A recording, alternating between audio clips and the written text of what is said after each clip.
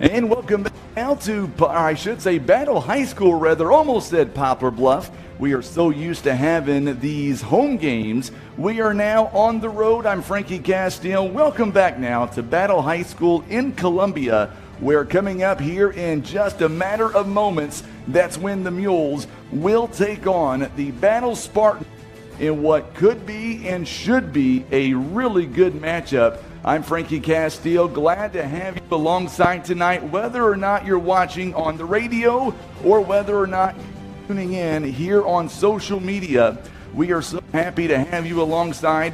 Let's welcome everybody now to our Facebook live feed as well as our feed on YouTube as well. As we here tonight are going to have a lot going on as we are watching the Battle High School marching band right now. They are making their way to the 50-yard line, and we will have our national anthem coming up here in just a few moments. So let's get ready as the Mules are set to take on the Battle Spartans here tonight. And we are excited here to be alongside. It took us 4 hours to get up here, and it was not the easiest trip in the world. We battled a lot of issues here tonight. We had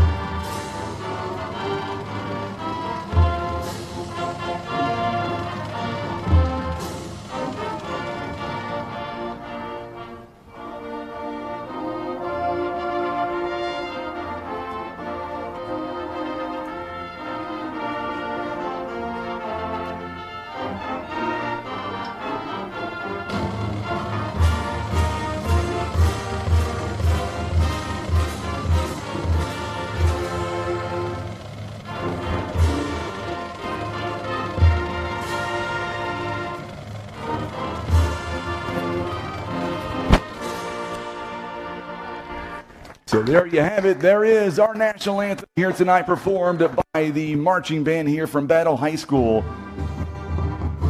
And tonight, the Mules coming in here tonight 3-1, and the Spartans, they are 2-1. The Mules getting a big win last week against a good team out of Langston, but here tonight, Mules looking to make it 4 wins on the season. Battle looking to be 3-1 when this night is long gone. So what happens? We are a mere moments away from the kickoff here tonight, roughly 12 minutes until the opening kickoff. Coming up next, we're going to get to our keys to victory for the Poplar Bluff Mules. We'll give that to you coming up here in just a few moments. It's all being brought to you by Air Solutions Poplar Bluff. Breathe easier and extend the life of your HVAC system, plus fewer repair bills with Air Solutions Comprehensive Maintenance Plan. You'll save money and get peace of mind that only comes from Air Solutions in Poplar Bluff. Give them a call at 785-1500. We'll step away for 30 seconds and come right back with your Mules keys to victory. It's all being brought to you by Air Solutions in Poplar Bluff.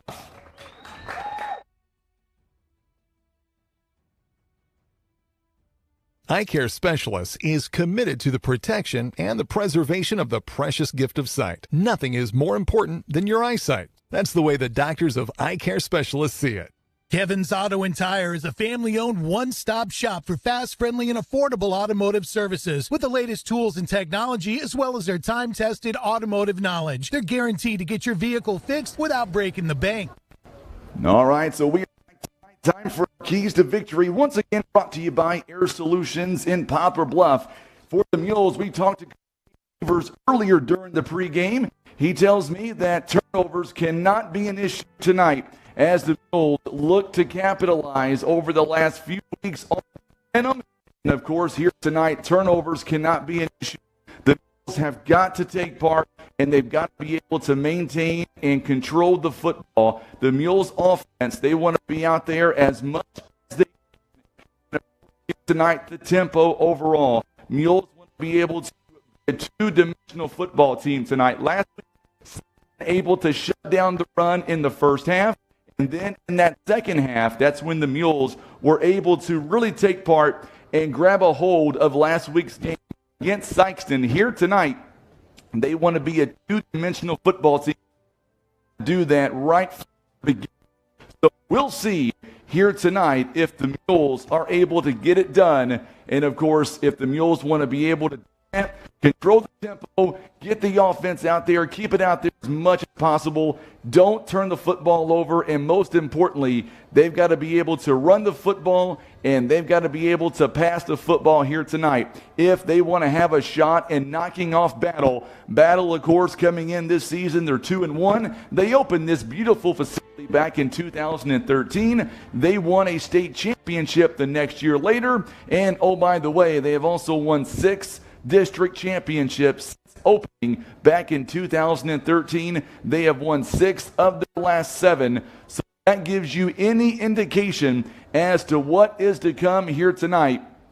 We're going to see at the top of the hour as soon as both teams come back out onto the football field. I know a lot of folks are just now tuning in here on social media. By the way, we also have our YouTube channel going as well, and that is at River Radio PB. River Radio PB, that's 2 words, and then PB. And make sure and subscribe to that YouTube. It is the same feed that you are watching here on Facebook Live as well. And we appreciate everybody for stopping in. We're going to have a lot of fun tonight on the radio as well as on social media.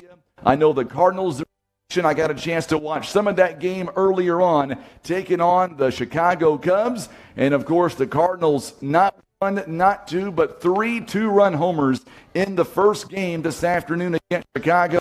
I did not get to see the ending of that first game as we were on the road headed to Columbia. And like we said earlier on, we left Poplar Bluff around 9:30 this morning and did not get up here until right about 3 o'clock or so.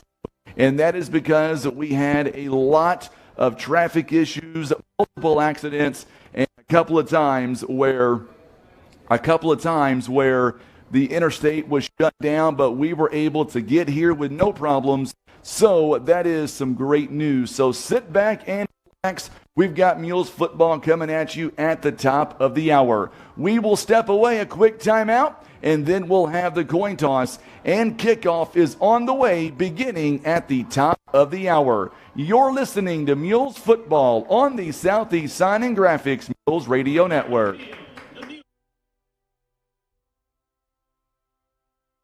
The Scott Law Group, a family-owned firm providing trusted legal counsel for matters pertaining to real estate, personal injury, criminal, and family law. Call 785-4688 or online, scottlawgroupmode.com. Go Mules! The Bank of Missouri wishes the Mules a fantastic season. Live well, play well, bank well. At 130 years strong, you can count on us to support you through all the seasons of life.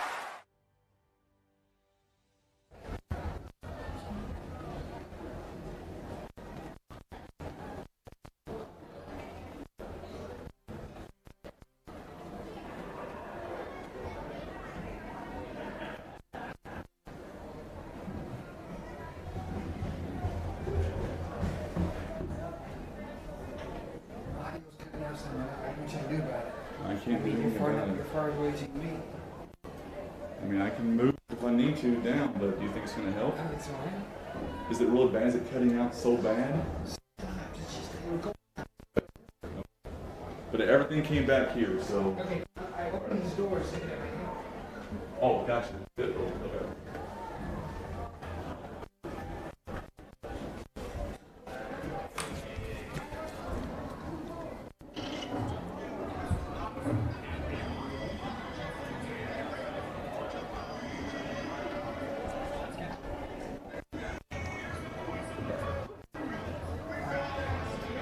And we are back tonight as the Mules get set to take on the Battle Spartans. The Mules coming out from their locker room, and we are just a mere matter of moments from this football game getting started tonight. Several Mules fans making that 4-hour trip. And, of course, for the Mules.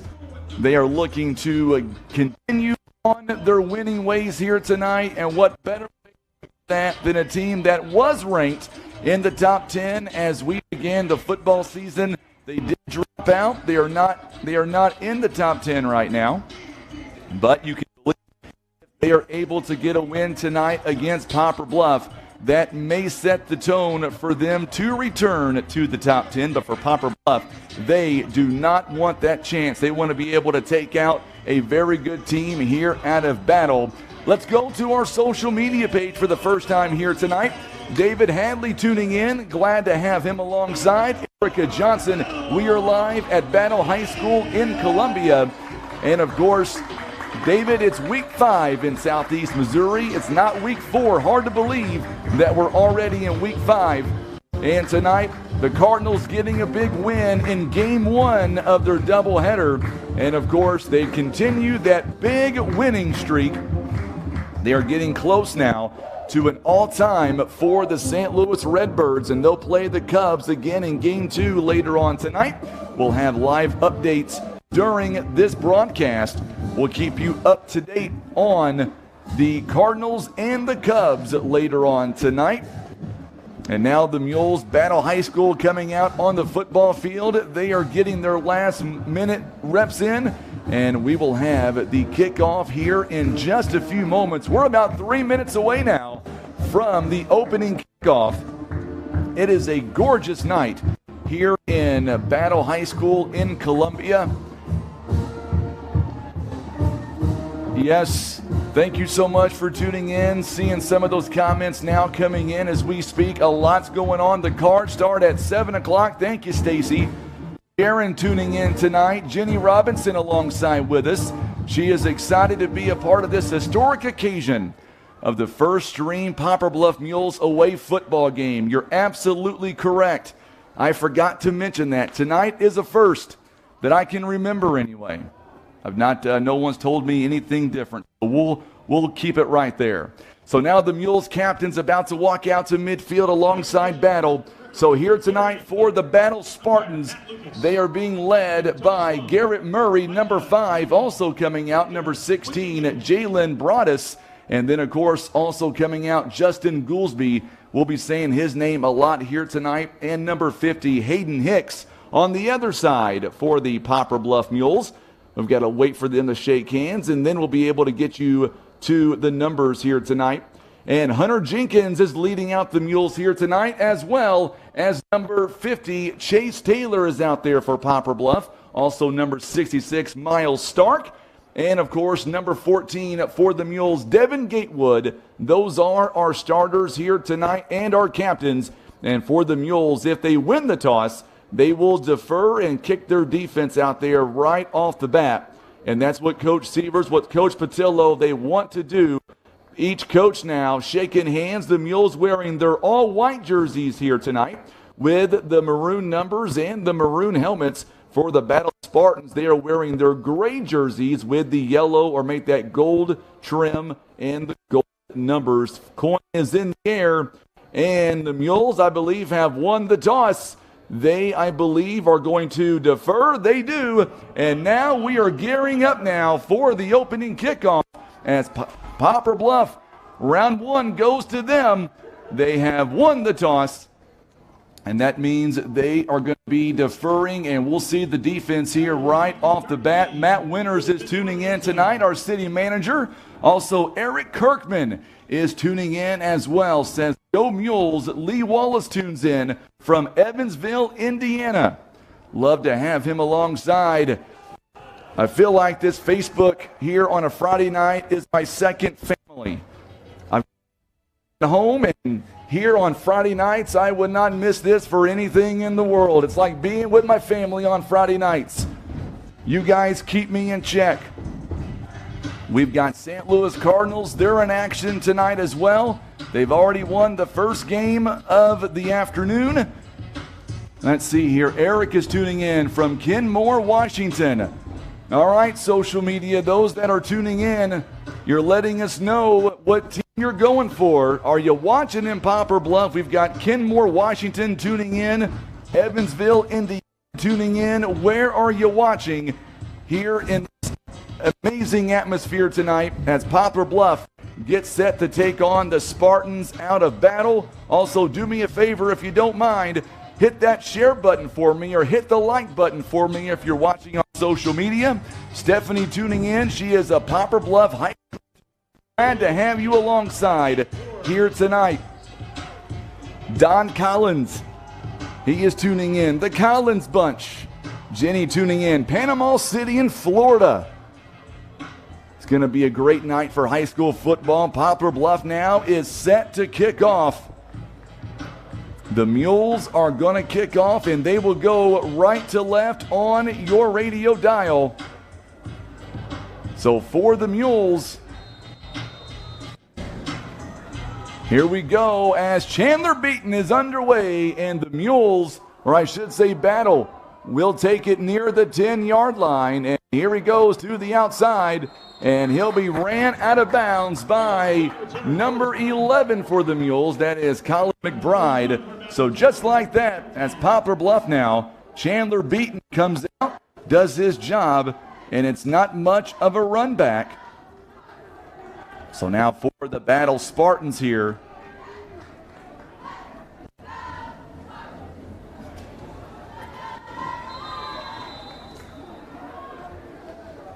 It's going to be 1st and 10 on the 31-yard line. A return of 21 yards to begin the football game. And now the defense coming up 5 on the line. There's a quick handoff to the running back. He'll lose a yard. Garrett Murray, number 5. So Murray is going to lose a yard, and that's going to bring up 2nd down and 11. 11:35 here in the opening quarter. Mules are on defense. They wanted to do that to begin with. They got their wish on defense. Now we'll see what the Mules can do with it. This time it's going to be a pass play outside. Good job by the Mules. Once again, Chris Matlock is able to take it down. So Goolsby is able to get the first pass of the afternoon, or of the evening rather. 3rd down and 3. It's going to be 3rd down and about 3 to go. So 3rd down and 3. And there's another handoff to Murray. This time the Mules are not going to let him anywhere near. And just like that, it's going to bring up a 4th down coming up. Mules already doing their job here early on.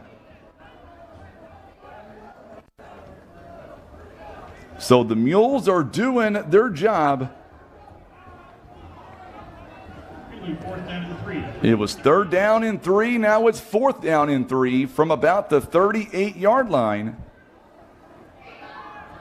And now quickly we're going to see the special teams coming out.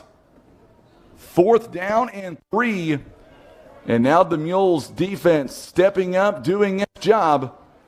Good kick by the Battle Spartans, and the Mules are going to wisely let it roll. And it's going to go all the way down to about the 30-yard line of Poplar Bluff. So Battle coming in. Donovan Hicks kicks it away, and for the Mules, they will have it now 1st and 10 on their own 30-yard line. A 32-yard kick with 10:01 to play here in the first quarter. And now we're going to see the Mules offense going to come out for the first time tonight. Cannon Carr now has Amos lined up right beside him. Now puts a man in motion, and we're going to get a flag on the opening play. It could have been offsides by Battle. It is going to be offsides by Battle, and that's going to bring up a 1st down and 5 to go. So 1st down and 5 for the Mules. And we're going to be paying attention to our social media page all day, I promise you. Farmington right now, they are on top 7-0. Farmington, they are quickly ahead in their ball game. We'll get you more on that in just a moment. Amos taken in the backfield. So Atari Amos not able to get much. And we'll see where they mark him down. And It's going to be a loss of 2.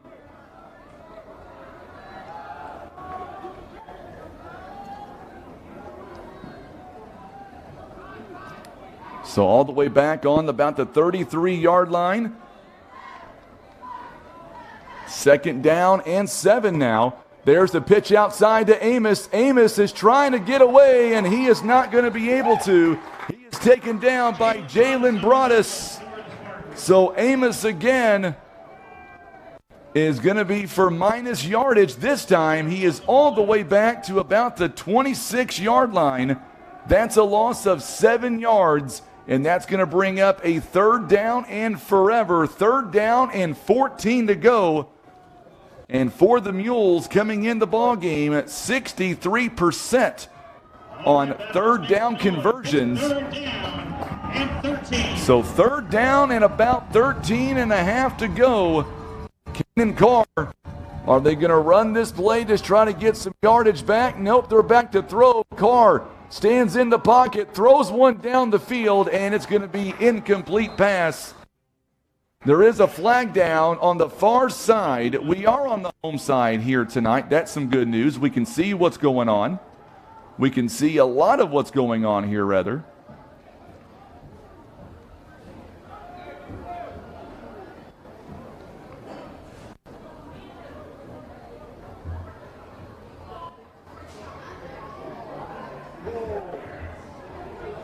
So it's going to be against the Spartans.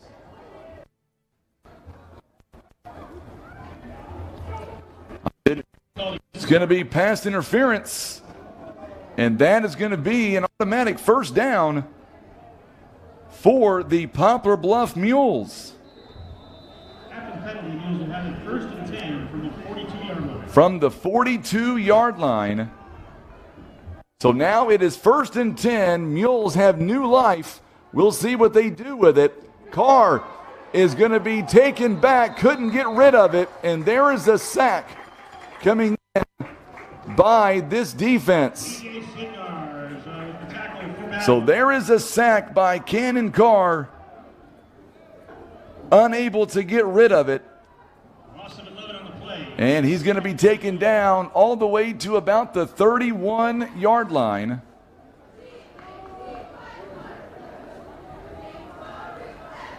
So just like that, after the Mules get new life on 1st down.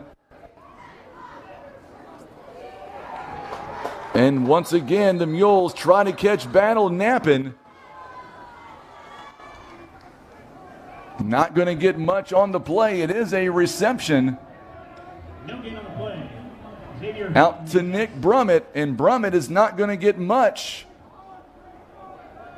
And they're going to say he didn't get even a yard of forward progress or anything. So after a 1st down and 10, now it is 3rd down and 21.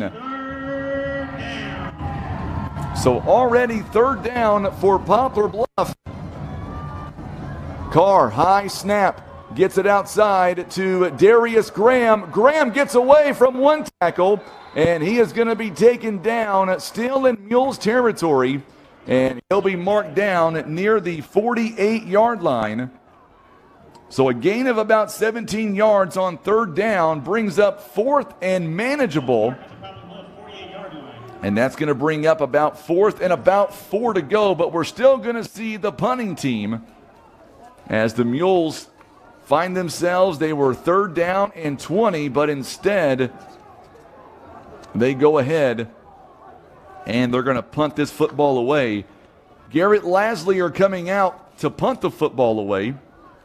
Farmington leads Cape Central early in their ball game. There's a good punt. Good job by the Mules, and it's going to bounce near the 23-yard line. So that's where Garrett Lasley pins down the Battle Spartans here tonight on their 2nd set of offensive plays. So not the start that Poplar Bluff wanted. Both teams have had the football. Neither team able to score 27 or make that 28-yard kick. And now it's 1st and 10 for Battle with 6:56 to go here in the 1st quarter of play. A lot of folks tuning in tonight on YouTube and on social media. We'll get to your questions here in just a moment. Goolsby now. He pass. And are they going to say incomplete? It's going to be incomplete. It was intended for Trey Richardson. And that's going to bring up a 2nd down and 10 to go. 2nd down and 10 for the Battle Spartans.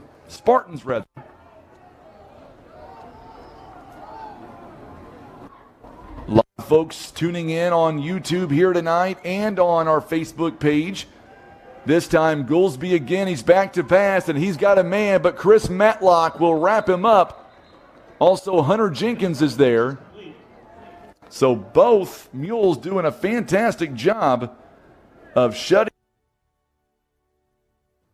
by Donovan Hicks. And they're going to mark him down on the 29-yard line. So that's only a gain of about 5 yards. And that's going to bring up 3rd down and 5 now. So once again, Battle in a 3rd down scenario. They're going to get the pass. What a move by Dalton Gatewood. It will be enough for a 1st down. That's good for Battle. 1st down. So it is a 1st down for the Spartans this time.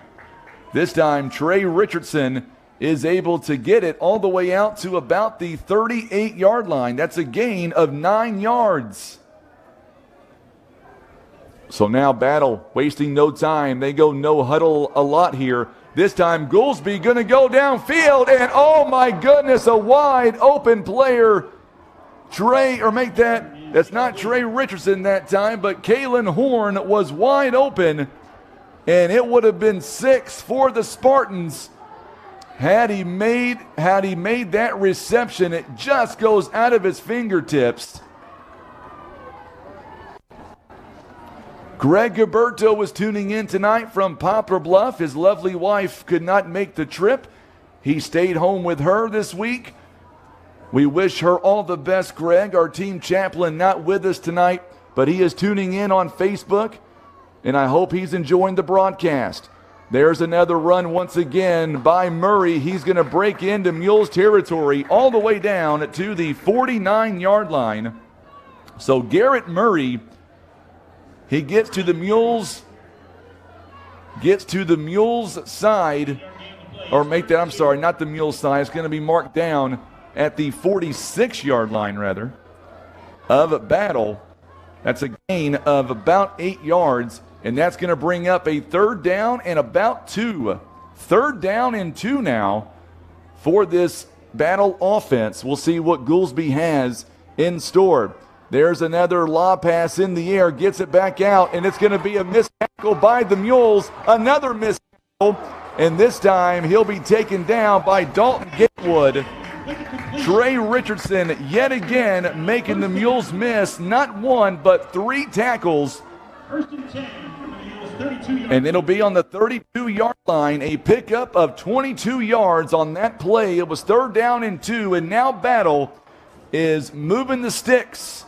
They are inside Mules territory. And let's see what Battle has in store now inside Mules territory. Another pass play. This one is not going to be bobbled. It'll be caught. So the last time that it was intended for Alex Fernandez, kind of bobbled it just a little bit, and now they're going to have it on the 24-yard line. That's a gain of 8 yards, and that'll bring up 2nd down and a short 2 for the Spartans. It is 4:11 now to play here in the 1st quarter. No score, but Battle is on the move. Battle's offense stalled out in their first set, went 3 and out, but this time around a much different scenario. Mules making Goolsby get outside the pocket, being chased down by Conclaser. Good job by the Mules. Also is Colin McBride. So it's going to bring up 3rd down and 3 as they knock him out of bounds at the 25-yard line.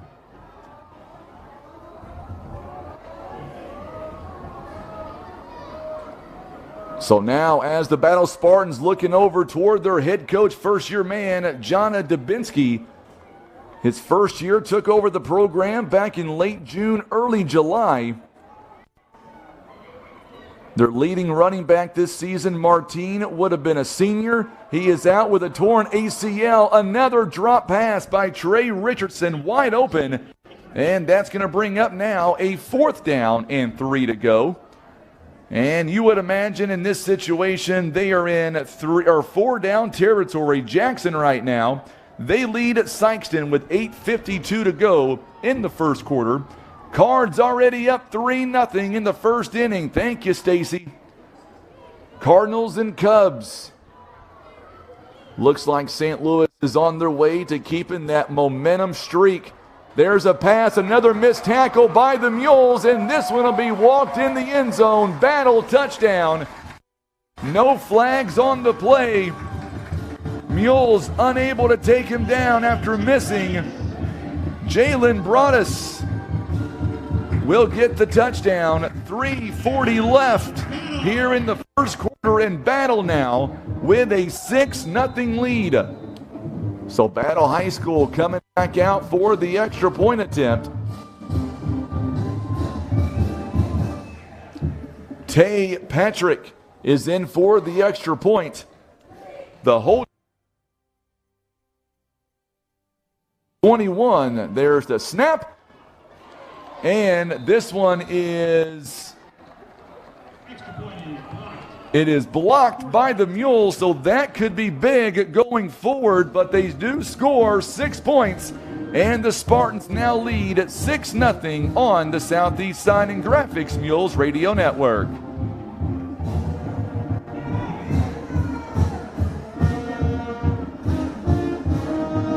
Las Margaritas and Mayas, serving up the best authentic Mexican food since 1997. The Esquivel family, always proud to support our Poplar Bluff Mules. Whitworth Gift Chest Jewelers is a third-generation family-owned jewelry and repair store who have served the Poplar Bluff community for over 60 years. Our family has always worked hard to provide the finest jewelry creations and service imaginable. 6-0 to the Spartans here, and we'll see what the Mules are able to come out and do on their next set of offensive plays, as we'll see the Mules come back out. They did get new life following a pass interference call earlier in the contest against Battle, but they were unable to put any points on the board. And there's the kickoff taken near the 15-yard line. And Darius Graham is still on his feet, and he'll be out to around the 35-yard line. So a good return by Poplar Bluff that time. Poplar Bluff returns the kickoff to the 35. So good job there by the Mules. A kickoff of 45 yards, and Darius Graham is able to get it to the 35, a 20-yard return for Poplar Bluff. So we'll see what the Mules can do with it. Mules already -2 yards of offense on 5 plays thus far. Battle High School, 13 plays for 83 yards thus far. So now some movement up front here. It's going to be Battle High School again. The Spartans, I believe, have jumped off sides. It'll be offsides, and that's their second call this ball game for the encroachment, and that's going to bring up a 1st down and 5 again for Poplar Bluff. So now it'll be 1st and 5 on the 40-yard line.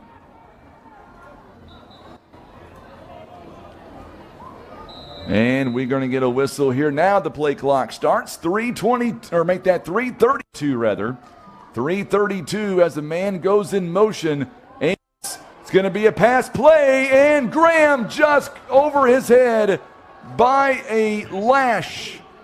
And that would have been 6 points for the Mules. Cannon Carr, Darius Graham nearly connects. He was wide open and could not haul it in. Oh my goodness.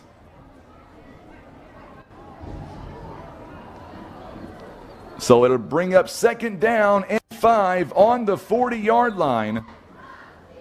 Jackson now leads Sykeston 14-0. 5:44 to play in the first. 2 touchdowns for Tony Williams on the ground Farmington leading Cape Central also 14-0.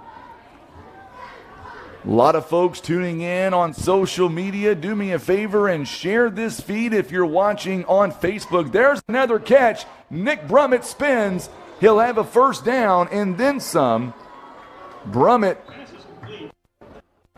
doing a fantastic job. Brummett, he is really locked in these last several games. It'll be 1st and 10, a First Choice Insurance Mules first down on the 50-yard line. Gains 10 yards on the play, and that'll be a first down for the Mules with 3:05 to go and counting here in the first quarter of play. Also some fans tuning in from Battle High School. Another run play up the middle. And much like last week in the first half, Atari Amos is going to be stopped for minimum gain. Maybe lost a yard. And they're going to say he did lose a yard. And it'll be on the 49-yard line. So it's second down and 11. Mules have been shut down with their run the last 2 weeks in the first half. They want to change that. They're going to have to change that if the Mules want a shot to win this ball game. Now we're going to get another jump here, and I believe this time we'll see what they decide. There was movement on both sides of the football. The three officials get together, and we'll see. It's going to be against the Mules this time. I was afraid of that.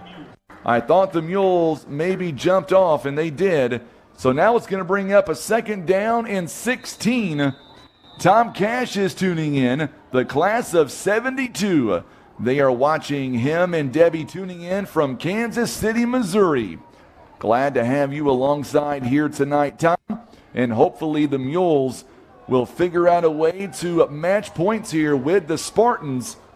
Spartans, a very good football team. The Mules offense kind of quiet early on. Another incomplete pass just over the head of Darius Graham. And that's another incomplete pass. Ron Withrow is tuning in here on Facebook. Appreciate him as well for tuning in. Probably got a Snickers bar. I know Ron like I think I do. He'll probably have that Snickers bar tuning in tonight. So far for the Mules, Cannon Carr is 2 of 4, or make that 3 of 4 for just 27 yards. And a lot of fans making the trip to Battle. See their Spartans play the Mules now. Big third down coming up. They've got a man in motion. It'll be a fake run. Cannon Carr steps in the pocket, throws downfield. Darius Graham, and he's on his move. He is inside the 20-yard line. Big first down conversion. It is a First Choice Insurance Mules first down, and the Mules now have it inside the inside the Christian Automotive and Tire red zone. And they'll have them at the 16-yard line. What a pass by Cannon Carr as he hooks up with Darius Graham for 40 yards on that third down conversion. Good job by Cannon Carr and Poplar Bluff to get inside the red zone, keeping this drive alive. This is what we were expecting by Poplar Bluff. They've got an amazing offense. They've just got to figure out how to get the run game going. And we're going to have a whistle and a timeout called by Poplar Bluff. And all timeouts this season brought to you by Larry Hillis Dodge. You're listening to Mules Football on the Southeast Sign and Graphics Mules Radio Network.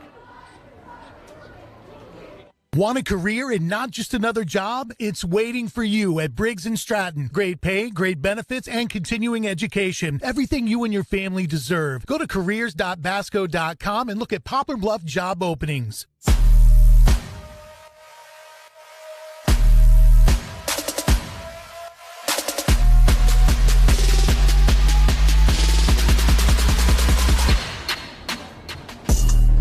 And we are back here from Battle High School where 1:03 to go here in the first quarter of play. Mules trail 6-0. They'll have it 1st and 10 on the Battle 16-yard line. So I was right. Ron Withrow tuning in. He's got a Snickers bar in his hand. Love having him alongside. There's a fake handoff as Cannon Carr going to keep it himself. And he may have lost a yard. I think he did. So on the quarterback keeper, Cannon Carr was unable to go anywhere. We'll see where they spot him. They're going to say 17-yard line. That'll be a loss of 1, and that'll bring up 2nd down and 11. Now, Virginia tells me that her firstborn granddaughter graduated from Battle 4 years ago. Her grandmother is the class of 79. Let's go Poplar Bluff. Thank you, Virginia, for sharing that story with us. Carr has a man. This time it is connected, but Battle is all over him. Darius Graham does get a few yards, and that'll be the last play of this quarter. And that's going to bring up a 3rd down as the Mules will come back. We'll take a 1-minute timeout and come back at the end of 1 quarter. It is Battle leading 6-0 on the Southeast Sign and Graphics Mules Radio Network.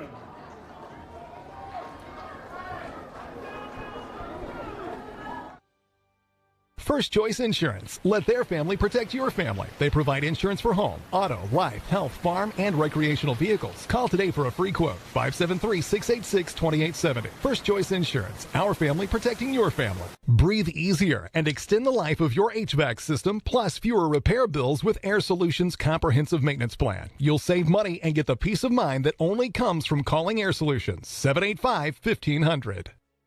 With ID, patients making lives easier, healthier, and happier. ID is employee-owned and proud to support our student participants.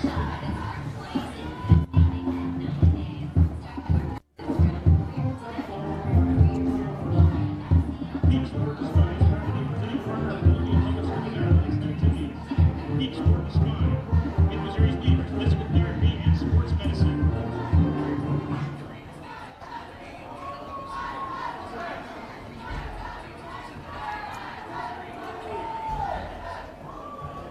All right, it is now 7:27 on this Friday night. We thank you again for tuning in on social media, here on the radio. It is 6-0 as Battle leads as we begin the 2nd quarter, 6-0.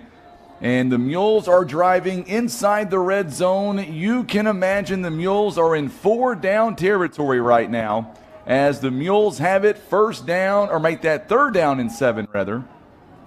And we'll see if the Mules are able to put points on the board on this current drive. We're in the red zone, and let's see if the Mules are able to put points up on the board. So Amos going to line up right beside Carr. They put in motion Darius Graham. Long snap count. Here we go. 3rd down and 7, and Carr slips away. Carr is going to go toward the end zone and score. Touchdown, Mules.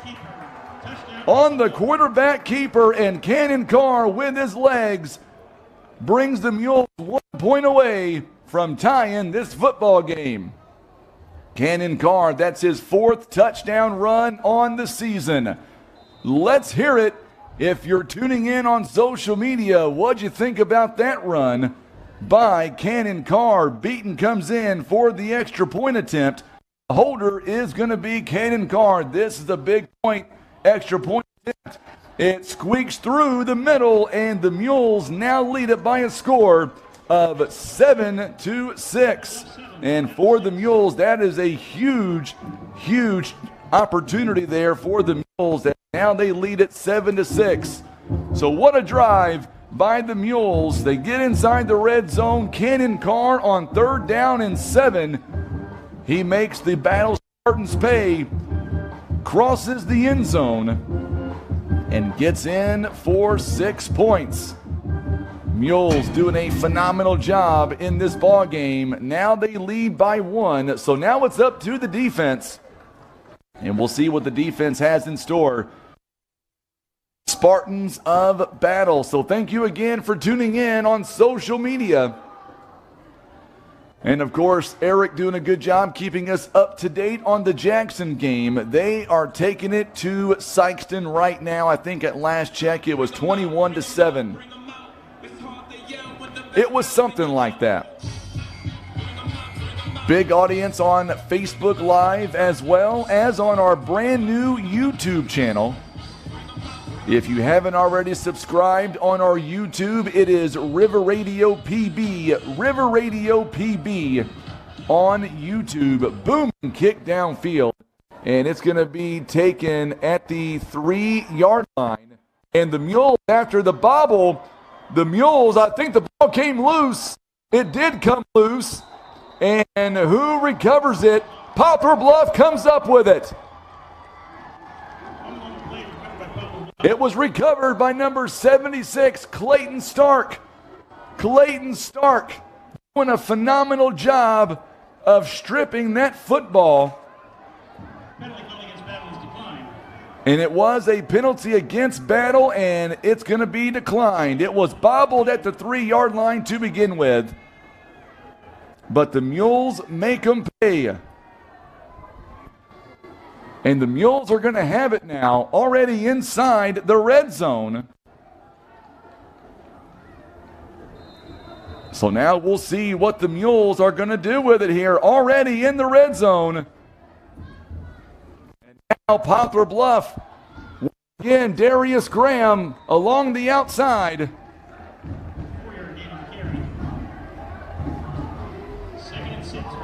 So it's going to bring up second down in about 6.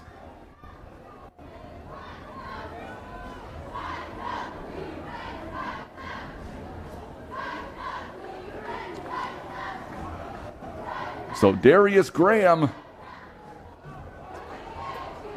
gets a couple of yards, and he'll have it.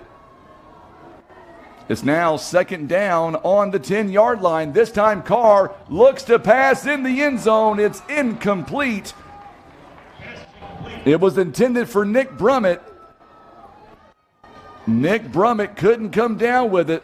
Little bit of contact in the end zone, but a good no call that time by the officials.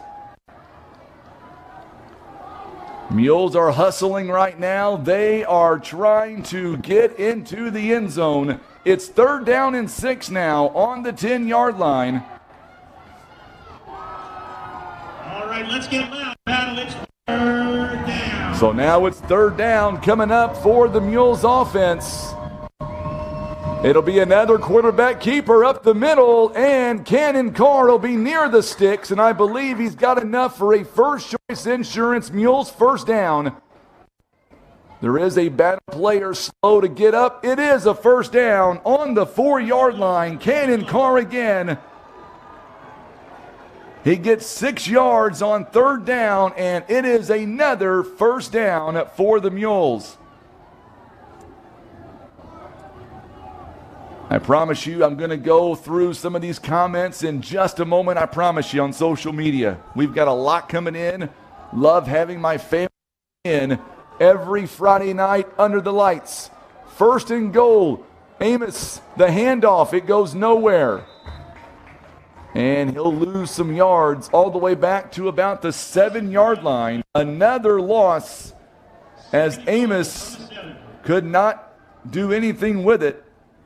He'll lose some yardage. He is now on the 7-yard line. Paul loves to play by Poplar Bluff. Christine tuning in. She says, let's go Mules. So what do you think of the camera angles as we are on the home side here tonight for the first time this season? Cannon Carr looks to throw one way in the end zone. Touchdown Mules! Nick Brummett was wide open, but there is a flag on the play. It's against the Mules. It's going to come back. Oh, it's going to come back. The flag came in, a hold against Poplar Bluff. Mules had it on the 7-yard line. We'll see where they mark him down all the way back now to about the 21-yard line.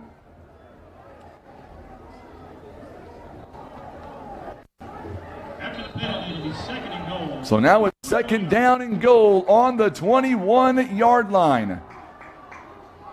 Mules are looking strong tonight, Eric. A penalty, though, may have cost them 6 points.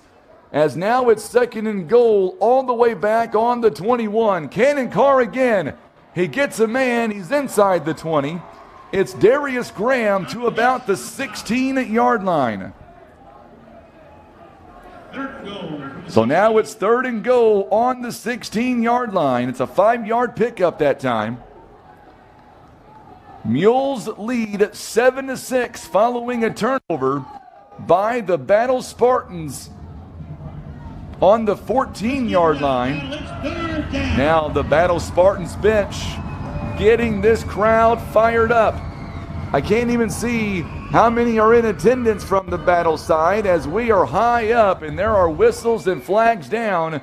This one is also going to come back against the Mules. It is a false start, and that's going to put them back on the 21-yard line.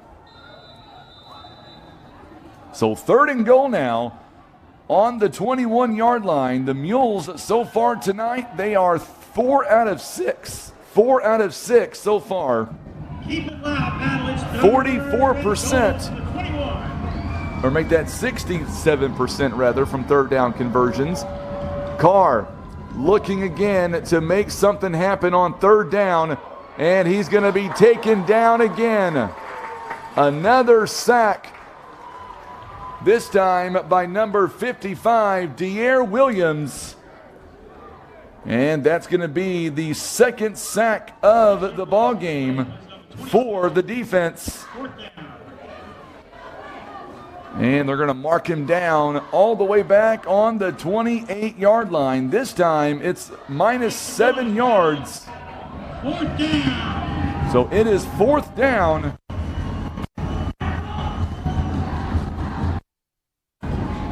And now Carr again. He is standing at the 30-yard line. Nobody open. He's going to be taken down again as nobody can get open. And Carr again is going to be taken down. And this time it'll be on the 27-yard line. So he gains a yard of forward, or make that, he gains a yard on the keeper, but that's all he's going to gain. And now Battle will have it 1st down and 10 with 8:30 to go here in the first half. Mules do lead it by a point. So after the turnover, the Mules unable to do much with it. So back-to-back plays, nothing open for the Mules offense. So now Murray takes the handoff. He is going to bounce outside, and he'll be taken down by Jenkins and Ben Conklaser, all there for Murray. And Murray this time is going to get to about the 31-yard line, so a gain of 4 yards on the play. It's 2nd down and 5. They're going to say the 32-yard line instead. So 32-yard line, a gain of 5 on that 1st down play. And this time he's going to pass. Goolsby is flushed outside the pocket. He's going to hang on to it. Hunter Jenkins doing a phenomenal job, just like last week, chasing him down. And he may have lost some yardage on that one. It's going to be a loss of about 2 yards on the play. So it'll bring up a 3rd down coming up and about 7. So 3rd down and 7 now. 2 out of 4 are the Spartans on 3rd down conversions here tonight. And they are 1 of 1 on 4th down conversions. Big play coming up. The Mules, Goolsby goes downfield. He's got a man. And it's going to be hard to bring him down. But the Mules, the ball came loose again at the end of the play. The Mules, the ball came loose. We haven't seen an official word yet.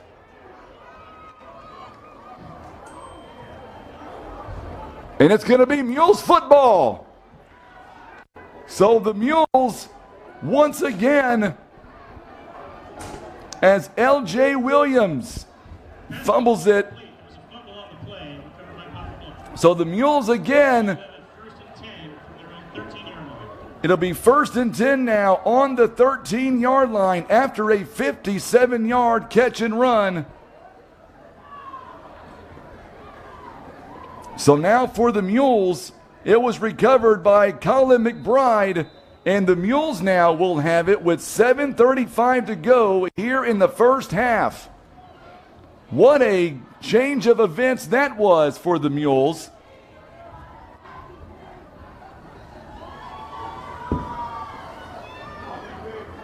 So now Cannon Carr once again, 2 turnovers. There's a pass outside as Jacob Baller slipped, it looks like, and he was wide open too. So now it's going to bring up 2nd down and 10 to go for Poplar Bluff. So 2 turnovers in this ball game so far for the Battle Spartans, and the Mules have yet to cash in. Cannon Carr is 6 of 9, or make that 6 of 10. He's got 76 yards in the first half. The Mules defense doing its job here in this one.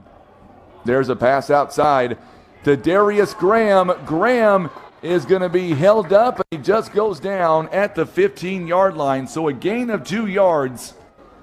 And that's going to bring up 3rd down and about 8 to go. 3rd down and 8.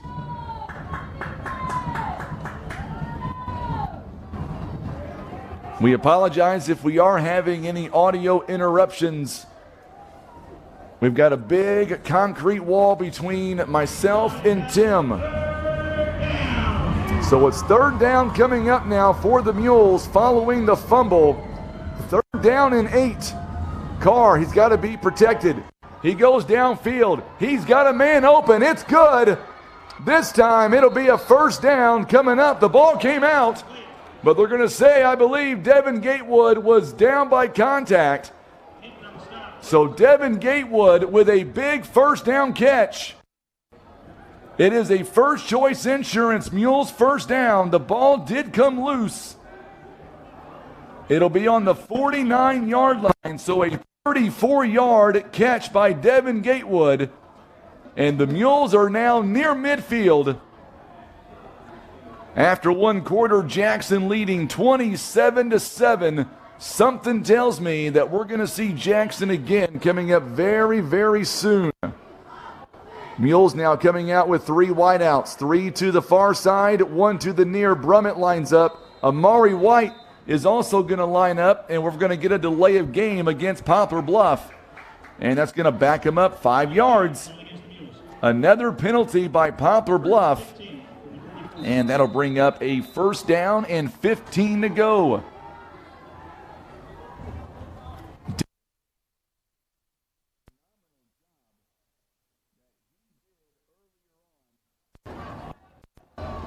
On a big 3rd down for Poplar Bluff. So now there's the pass outside again to Darius Graham. Graham gets some space. He's inside Spartan territory, and he'll be down near the 45-yard line.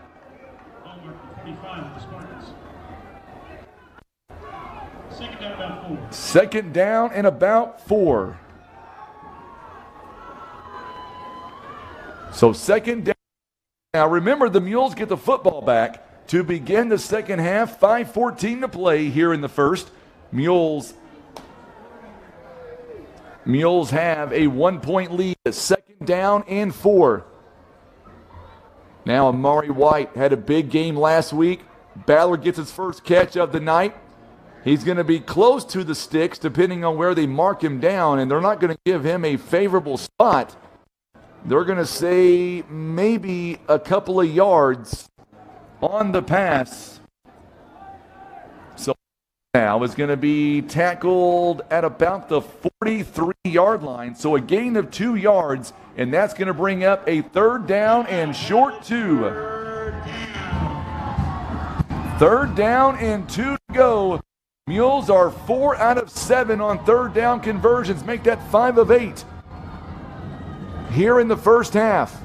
And now Amari White, he gets it, and he's going to have a First Choice Insurance Mules 1st down right at the 40-yard line. So Amari White, his first carry of the football game, and he's going to get 3. Big 3rd down conversion that time by the Mules. On the other side, Justin Goolsby is 7 of 10, 134 yards. He's got the 1 touchdown pass. So now Carr in the backfield here. 5 wide out set, 2 to the far side, 3 to the near. But Darius Graham on the near side. Amari White, Jacob Baller on the far side. Mules are going to throw the football downfield. Ball comes loose. And now it's picked up by the Spartans. And the Spartans have one man to beat, and they're going to score.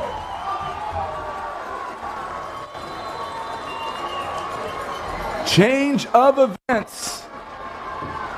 Change of events just like that. It is a Spartan touchdown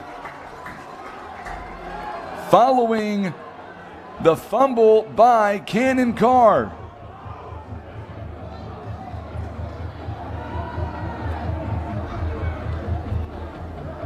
So Cannon Carr tried to make something happen out of nothing, and then in the blink of an eye, Elijah Jackman gets it, and then Jackman takes it all the way for 6 points.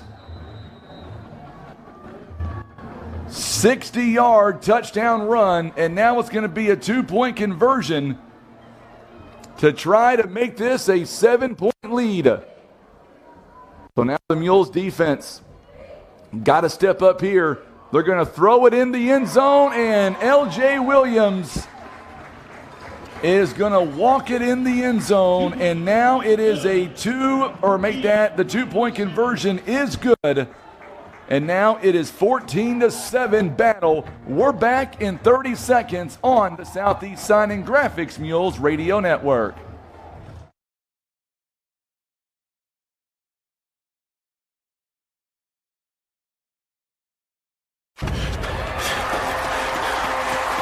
Do you feel that rush of adrenaline?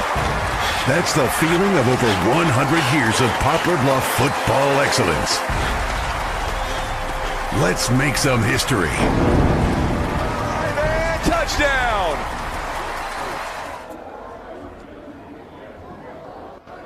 So, just like that, the Mules now trail by 7 points. They were riding high, leading by 1. And then in the blink of an eye, the Mules, Cannon Carr taken to the ground. The ball pops out. And then Elijah Jackman runs it all the way into the end zone.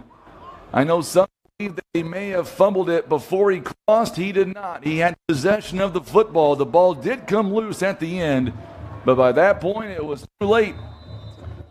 7 points on the turnover by the Mules, or make that 8 points rather. Kickoff on the 15-yard line. It is taken by the Mules. And Chris Matlock has got some space. He is inside the 40-yard line, down to about the 35.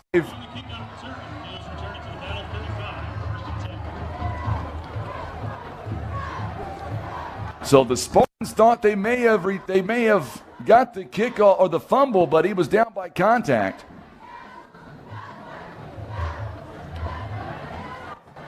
So Matlock is able to go all the way to the 35-yard line of the Spartans. That is a 50-yard return with 3:14 to play here in the first half. And now the Mules once again have a opportunity to possibly put more points up on the board. Plenty of time. Mules, the offensive line, has got to give Carr some time. Great to catch outside. And he'll get to about the 30-yard line. So a gain of 5. That'll bring up second down and about 5 to go.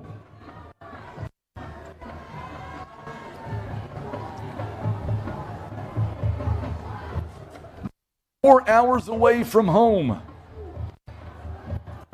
4 hours.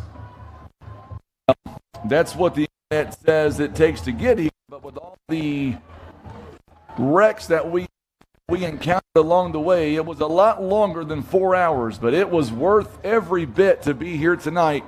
Mules are pumped up. We've had some turnovers. There's another pass. Brummett going to haul it in. He did not haul it in. It's going to hit the turf. Incomplete pass. He had it for a moment, and that's going to bring up a 3rd down and 5.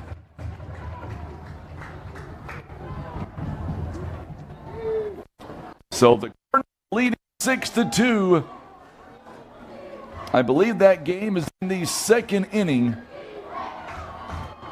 Taking on the Chicago Cubs, St. Louis. I don't have my notes in front of me. He's had St. Louis 1 in a row. I know Ron knows that question. 3rd down coming up now. They're going to hand it off to Amos, and he's going to go nowhere again. Amos is going to lose a couple of yards.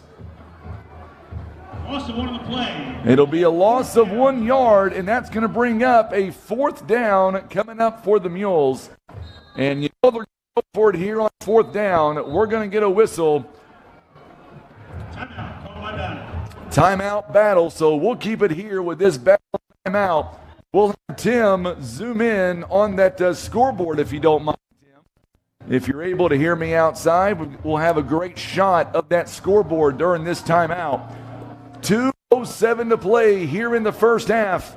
Mules trail 14-7 after the Mules.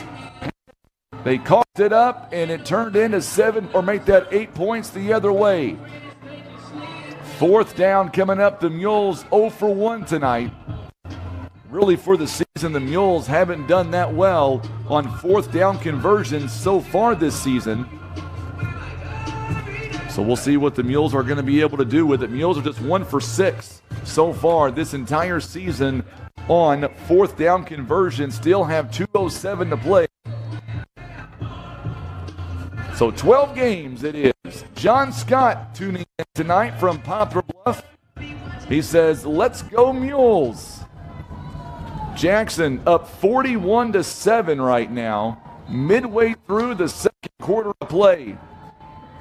So 13 games rather St. Louis I think has, and here we go. Here's the pass, and it's going to be picked off. It was deflected, and it's picked off again. And this one is going to be returned, and Brummett, back-to-back turnovers after the ball was deflected. The ball was deflected, and Battle again.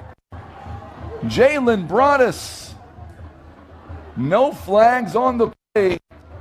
They're going to out of bounds on the 26-yard line, a 43-yarder with 1:54 to go.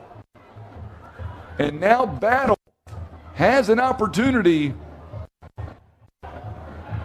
Battle has an opportunity to add more points on the board. They've got 2 timeouts and the football. There's a handoff this time. It's going to go up the middle. McBride is able to knock him out of bounds. Also, Lane Savat. First run play of the night for Tay Patrick. And Patrick is going to be taken out of bounds inside the 20-yard line to about the 17. And that'll be a gain of 9 yards. Coming up at halftime, we will break it all down. Here in the first half battle, there have been at points the Mules have looked really good, but Battle so far, they have done a great job against this Mules defense, and even their defense is forcing turnovers, something that the Mules aren't used to being down. And there's another handoff to Patrick, and this time he'll get to about the 15-yard line. It is a first down, a gain of 2 yards, and that'll bring up 1st and 10 now. 1:42 to play. Clock will stop until the chains move. Once the chains move, the clock will start. It's already started. Play clock is down to 24.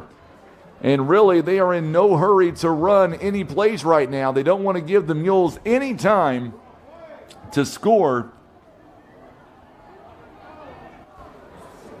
Mules down by 1 score right now. Could be 2 as Murray gets the handoff. And he is going to get back to the line of scrimmage, maybe a yard of forward progress. Not going to get much on the play. They may give him to the 14-yard line.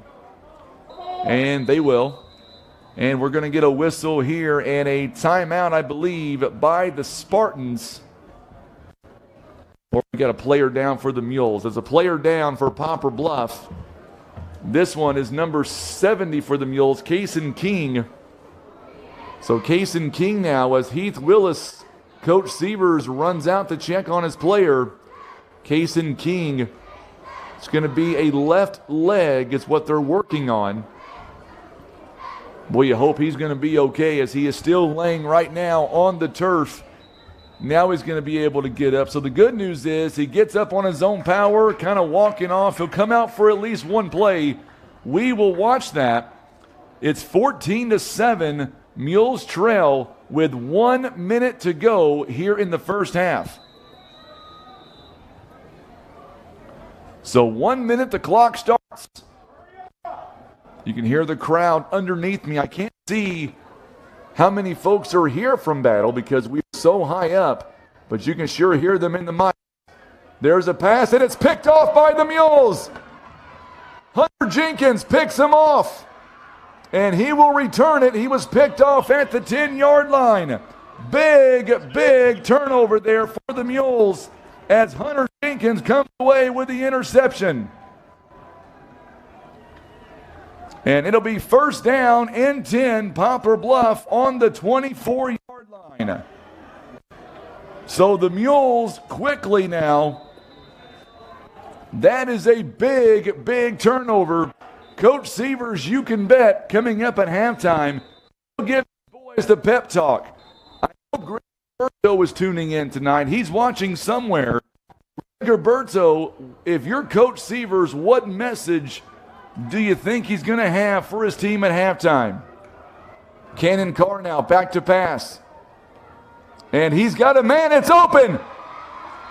It is a first-choice Insurance Mules first down. Devin Gatewood. A big first down for the Mules all the way down to the 40-yard line, 36 yards on the play. And the clock continues to run, 30 seconds and counting. Mules, empty backfield. Carr flushed outside the pocket. Trying to get rid of it or go out of bounds. He runs and gets out of bounds, so the clock will stop. 33-yard line. So Cannon Carr is going to get down to the 33. It's a 7-yard pickup. John Rice is tuning in tonight. And now we're going to get a whistle here, maybe a timeout by the Spartans. We will. We're going to keep it here as the Spartans take a timeout with about 20 seconds to play here in the first half. Mules have second down and 3 on the 33-yard line. It looked like Battle was going to go up, and they were going to possibly add more points onto the scoreboard, but that is not the case. As Jenkins catches the ball, my goodness, what a catch by Hunter Jenkins on the 10-yard line, and he just makes a mad dash back to the 40. Once again, we appreciate you tuning in on the radio as well as our Facebook page and our brand new YouTube channel. Several folks are tuning in on YouTube tonight. Got it plugged up on the big screens, we're being told. A lot of comments here coming in. The Cardinals are winning. The Mules are driving right now with about 20 seconds. All in all, a pretty good night. Just wish that Jackson wasn't winning so bad. Sorry, Eric. I know you're a Jackson guy. So now Carr comes back out. Offensive line giving him some time. Amos falls right in front of his feet. Pass. Bringing it third down and 3 with 16.7 seconds remaining here in the first half. Carr here tonight. 12 of 19, 166 so far. No touchdowns, but he has thrown his third interception of the season. But the Mules are moving right now. It's third down. So now the Mules, third down coming up. You can bet we're in 4-down territory. They're going to hand it off to Amos. Amos now gets inside the 20. He's still on his feet, taken out of bounds with 9 seconds left. The Mules full of the defense of the Spartans, and Amos gets a big run. It is a First Choice Insurance Mules first down. And they're going to spot him down all the way near the 6-yard line. That's a gain of 27 yards. So now it's first and goal with 9 seconds left. Jennifer tuning in all the way from Texas. Her nephew is Lane Savat. So now Cannon Carr with 9 seconds. Good block by Amos, and there is incomplete pass. It was intended, I believe, for Derek. It's incomplete. We'll do it again. Still got 5 seconds here. Second down and goal on the 6-yard line. If the Mules are able to score at halftime, possibly tie this game.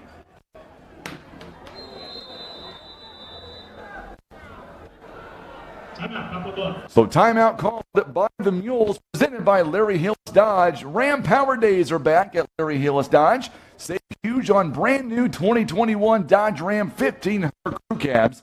Also, they're in stock right now for just $38,950. 0% financing. Of course, $17.50 in rebates. It is Ram Power Days happening right now. Larry Hillis Dodge in Poplar Bluff. So 5 seconds left. Timeout called by the Mules. Mules pass. They're going to have an opportunity here for possibly 2 plays. It'll have to be a quick pass for the Mules. But the Mules, it's not impossible to possibly try to get 2 plays. You can't run the and get 2 plays. There's no time for that.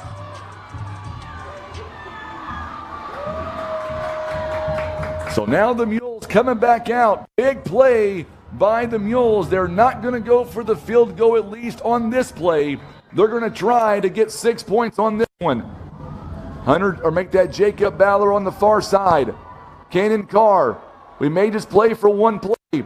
That's what we're going to do. Cannon Carr goes in the end zone. It's incomplete, and time has expired. Battle, they're able to get away with giving up points following that interception. And just like that, the half will come to an end, and the Mules right now still trail by a score of 14-7. So what we'll do is let's timeout as Roy Lee tuning in. He is watching with the fire department tonight back in Poplar Bluff. Glad to have you on, Roy. And he says, go Mules, we're only down by 7. A lot can still happen. We'll take a quick timeout. We'll come back and we will have your halftime report. We'll have scores and the totals coming up as the Mules trail by 7. The halftime report coming up next, brought to you by Los Margaritas, Mayas, and Taco Taco. You're listening to Mules Football on the Southeast Sign and Graphics Mules Radio Network. Christian Automotive and Tire. Quality name brand tires that you know and trust. They also have ASE certified mechanics that have the training, tools, and knowledge to fix your vehicle right the first time. Business 67 South in Poplar Bluff. Some things have changed since 1952. We changed our name, expanded our territory, and added branches in the communities we serve. But the most important thing remains the same. We treat our members like family. Experience the credit union difference.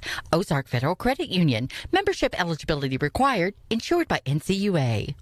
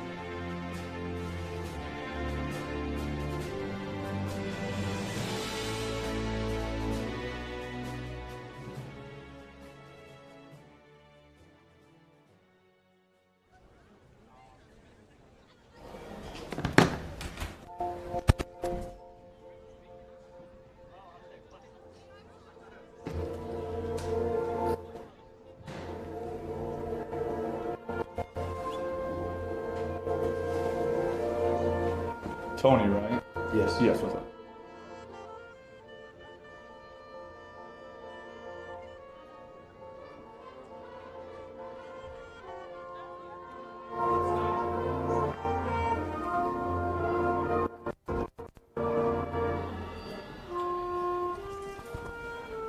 And we are back. And of course, here tonight, Mules trail by 7 points going into halftime. We've got Coach Tony Kirkley joining us live here in the booth real fast. And Coach, give me your thoughts here on the first half. The Mules, you guys electing to try to put 7 points on the board before halftime. Not successful. What are your thoughts here on the first half by the Mules offense and the defense? Well, defensive first, we have stop blowing coverages, number one, right?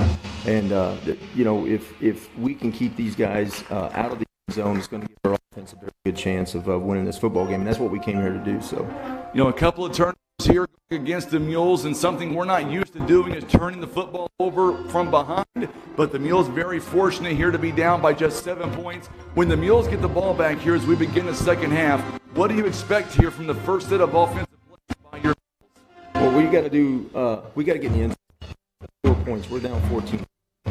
And like I said, we're going to do our best, and we're going to make adjustments defensively, keep them out, and we want to see give the ball back to the offense so we can get in the end zone. Last question, Coach. How do we contain a battle coming up in the second half? You can imagine Coach Dubinsky not happy. His team is only up by 7. I'm expecting the same kind of speech by Coach Sievers, a motivational speech. What can we do to shut down battle coming up in the second half? Well, we got to stay disciplined up front. We got to stay disciplined on both sides of the ball. And when it comes down to it, I from the defensive side is where I'm at. So we got to make sure that we play physical, we play tough, and we don't take any downs off, and just remain diligent. And we've got our plans and adjustments we're going to make.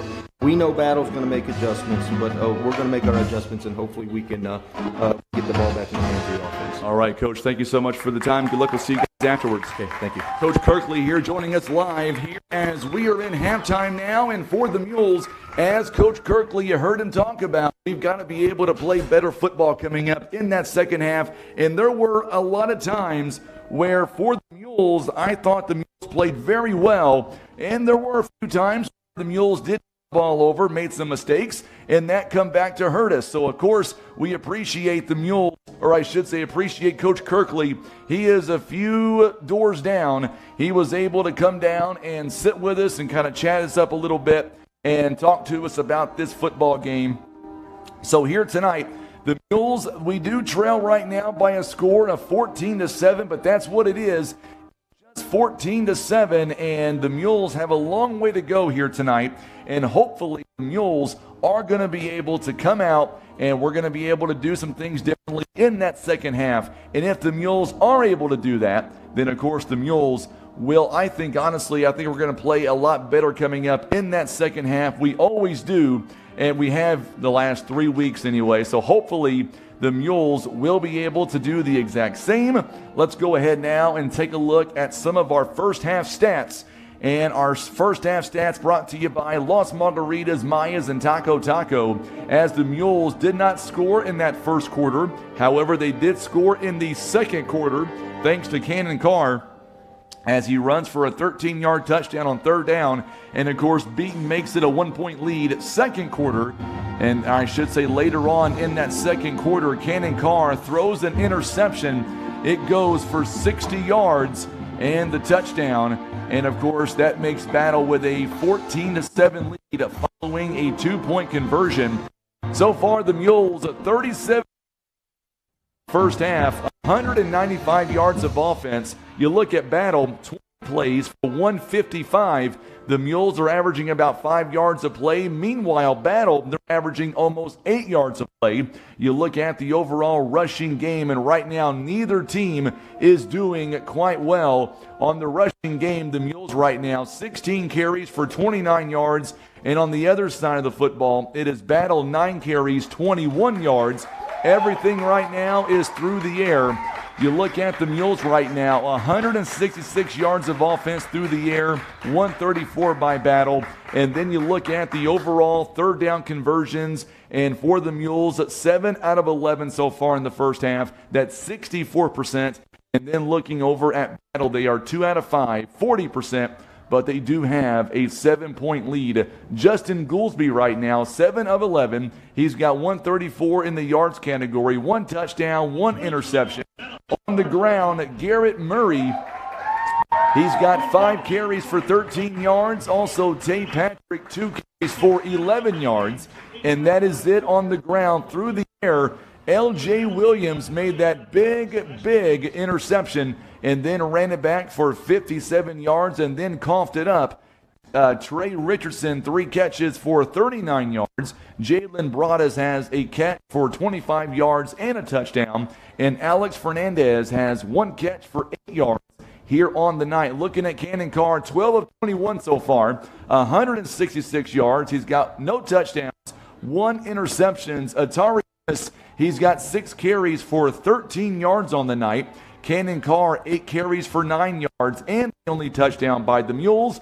Darius Graham, he's got 1 carry for 4 yards, and Amari White, he's got 1 carry for 3 yards. But through the air tonight, Darius Graham leading the way, 7 catches so far, 84 yards. Devin Gatewood's got 2 catches for 70 yards, and then Brummett a couple of catches for 10 yards. Jacob Ballard, he's got the 1 lone catch of the first half and only 2 yards here in the first half. So that is it. That is the only scoring right now, or I should say the only yards and the scoring by Poplar Bluff and by Battle High School. So hopefully on the night, the Mules will get that changed. Right now at halftime, by the way, Kennett, they are leading East Prairie 32-0. That game is at the half right now. Jackson, they are destroying Sykeston. We knew that was going to be the case. And right now, they are on top of Cape Central going into halftime as well. And then Battle High School leading Poplar Bluff by just 1 score. It is 14-7 here at the half. And the Mules right now find themselves in a dogfight. And of course, for the Mules, hopefully coming up, we're going to be able to make those adjustments and get back. And the Mules will have the football when we begin our second half. And that possession is going to be key for Poplar Bluff. So once again, we appreciate you tuning in on the radio side of things. And of course, tuning in on social media, Facebook, and of course, our brand new YouTube channel. It is River Radio PB. That is River Radio PB. Make sure and go to YouTube, subscribe to that channel. You'll be able to watch it on the big screen. I know a lot of folks are doing just that. Let's go to our social media comments here. Cardinals right now, they are winning 8-2, and they got that big winning streak right now. I'm not sure how many games, what the magic number is. I'm going to look that up coming up by Milwaukee, but St. Louis, they are making quite the run right now against, or I should say St. Louis rather, making that run against Milwaukee. I know back in the early part of August, we thought, well, maybe St. Louis may get the wild card, maybe not. But now, the way they are playing, probably not going to get the NL Central, but they are looking good to clinch that second wild card spot coming up in the NL Central. So St. Louis taking a doubleheader right now. They won game 1 earlier today. I was watching that game. And then St. Louis, 3 2-run home runs in the same inning, it seemed like. Maybe it was not the same inning, but 3 2-run homers, and they were able to blow that first game wide open against Chicago. And right now, they lead again 8-2 here against Chicago in the second game of their day-night doubleheader. So we'll see if St. Louis is able to continue on their ways. And we went outside a moment ago to kind of see if the stands were packed here. And they are at Battle High School. A lot of Mules fans making that 4-hour trip. And Tim Hicks, if we do have any audio problems, we apologize. We've got a big concrete barrier between me and Tim. He is outside. I'm indoors. We can't see each other or see each other, but I've got a monitor up here where I can at least see everything going on. And so far, the visuals, I know Tim right now got a great shot of the clock right now at halftime. You see the Spartans lead 14-7. Coming up, we're going to have a lot more to go. Second half football coming up as the Mules will get the football when we come back. And right now, the Mules trail by a score of 14-7. Mules Football proudly presented by Stratton, also being brought to you by Whitworth Gift Chest Jewelers, the Ozark Federal Credit Union, First Choice Insurance, also being brought to you by Christian Automotive and Tire, our friends at Larry Dodge, Poplar Bluff Realty and Legacy Farm and Land Specialist, First Midwest Bank, also being brought to you by Kevin's Automotive and Tire, Eye Care Specialist, Solutions, also being brought to you by the Bank of Missouri, the Scott Law Firm, and our halftime sponsor, Los Margaritas, Mayas, and Taco Taco. And of course, we're missing somebody tonight. We're missing our third member of the team, and that is John Scott. Could not make it up to Columbia. We know he is tuning in right now. We know he.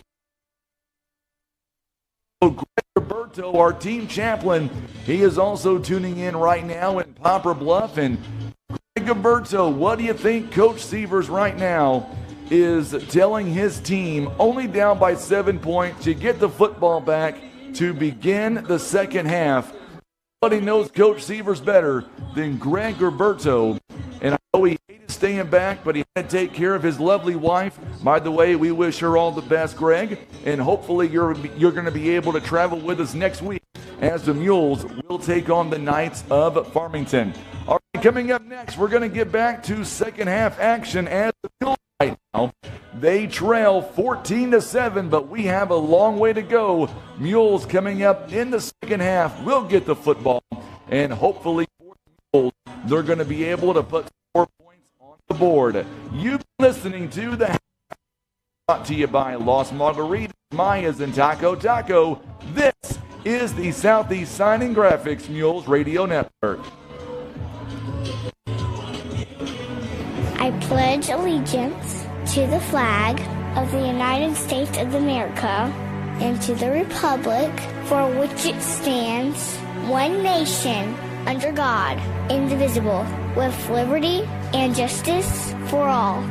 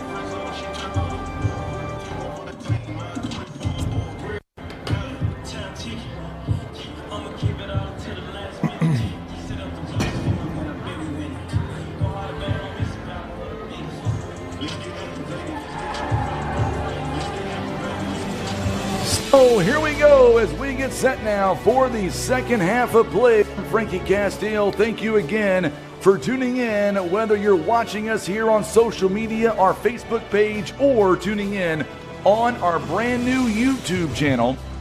We're going to have a great second half, and thank you again for tuning in on the radio side of things. And just got a message from Greg Roberto. Tells me that Coach Sievers is telling his team to clean up the mistakes. It is ours to take.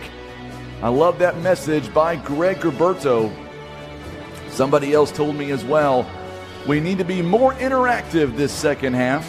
That's why the Mules maybe aren't doing so well. So we're going to be more interactive. I'll start off by saying thank you again for watching us, tuning in on the radio. Mules will have the football. Do me a favor, because we are 4 hours away.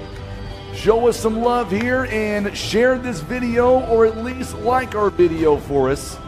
I want to go back and be able to tell our general manager that we are making a big difference. This is a history-making night. Our first time we have ever streamed, anybody that I know of has ever streamed an away Mules football game. And I'm so happy that we are able to bring this to you live all the way back in Poplar Bluff. I'm going to get no sleep tonight, but that's okay. After and I drove up separately, I got to go all the way to Cape Girardeau. My daughter has a big tournament tomorrow in softball. It's her final one as a senior in high school, at least this kind of tournament. We've got to be there super early in the morning, so we're going to stay the night in Cape. Back to return tomorrow night. We'll be broadcasting live from all the way from Pumpkin Hollow, and Tay Patrick now is going to kick it into the back of the end zone, touchback, and the Mules will have it now 1st and 10 on the 20-yard line. So now Michael Rommel says, let's go Mules. Also, Paul says, let's get it. Paul McBride, Cindy Boyer's tuning in. Let us know where you're watching from tonight. If you're watching anywhere other than Poplar Bluff, I know earlier tonight we had in from Panama City, from Texas, Washington. Love to see those folks. Tony, you're very welcome. We are going to be doing this all season long. Next week we're in Farmington. The week after we're in Cape Central. All right, the Mules coming back out now. 1st and 10. First drive in the second half, down by 7 points. They will have it 1st and 10. Mules, they get it to Jacob Ballard. He gets wrapped up on a short gain, maybe up to about the 25-yard line, depending on where they spot him. So not a lot of yards, but positive yards. And it'll be 2nd down and 5 on the 25. 14-7, Poplar Bluff trailing battle here as we get ready. Trina tuning in, Louisville, Kentucky. How are things in Kentucky tonight? Glad to have you alongside. Carr back to pass. And once again, he's going to be taken down, and he'll be sacked all the way at the 15-yard line. He is slow to get up. He's going to try to walk it off. So a 10-yard loss, another sack by the Mules, and he'll be taken back at the 15-yard line. So now it's going to bring up a 3rd down and forever. They're going to mark him down actually on the 16. Glennon Carr tuning in, Owensboro, Kentucky. Mules have a 3rd down and forever coming up. High snap. Carr looks downfield. He's got a man, Devin Gatewood. It's going to be incomplete. No flags on the play. So Battle coming out with their defense. They do their part, and they're going to force a 3-and-out here right off the bat against Poplar Bluff. So now for the Mules, their defense, they're going to have to step up and make some key stops here on defense. 10:39 to play here in the 3rd quarter of play. Mules trail by just 7 points. Long way to go in this football game. Garrett Lasley are now going to come out to kick his 2nd punt of the football game. It's a pretty decent kick. And it's muffed. Oh my goodness, the Mules recover it. The Mules again. Ben Conclaser, you betcha. It hit a Battle player, and then Conclaser, right place at the right time. And the Mules are going to come up with it again.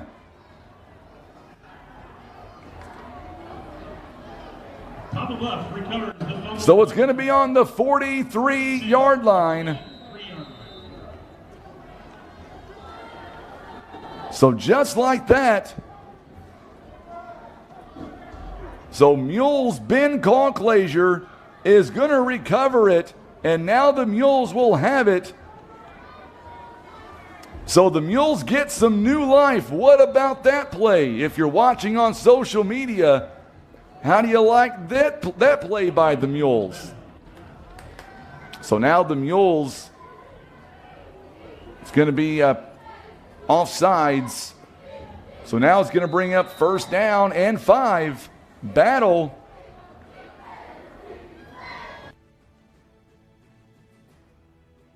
And 5 on the 48-yard line. Glenda tuning in, her grandson, Lane Savant, all the way down in Texas. There's a pass outside to Darius Graham trying to break free. He's going to get inside Battle territory to about the 49-yard line. So about a 3-yard gain. And that's going to bring up second down and about 2. You're right, Jenny. Mules have been given a lot of gifts here tonight, just unable to capitalize. Entering this ball game, the Mules, just on turnovers alone, the Mules have scored 87 points on turnovers, none here tonight. And then Carr lets it go. He's got a man open, and Devin Gatewood couldn't haul it in. Whistles come pouring in. It's going to be a personal foul, roughing the passer against Battle, and that's going to be a 15-yard penalty at the end of the play. So roughing the passer.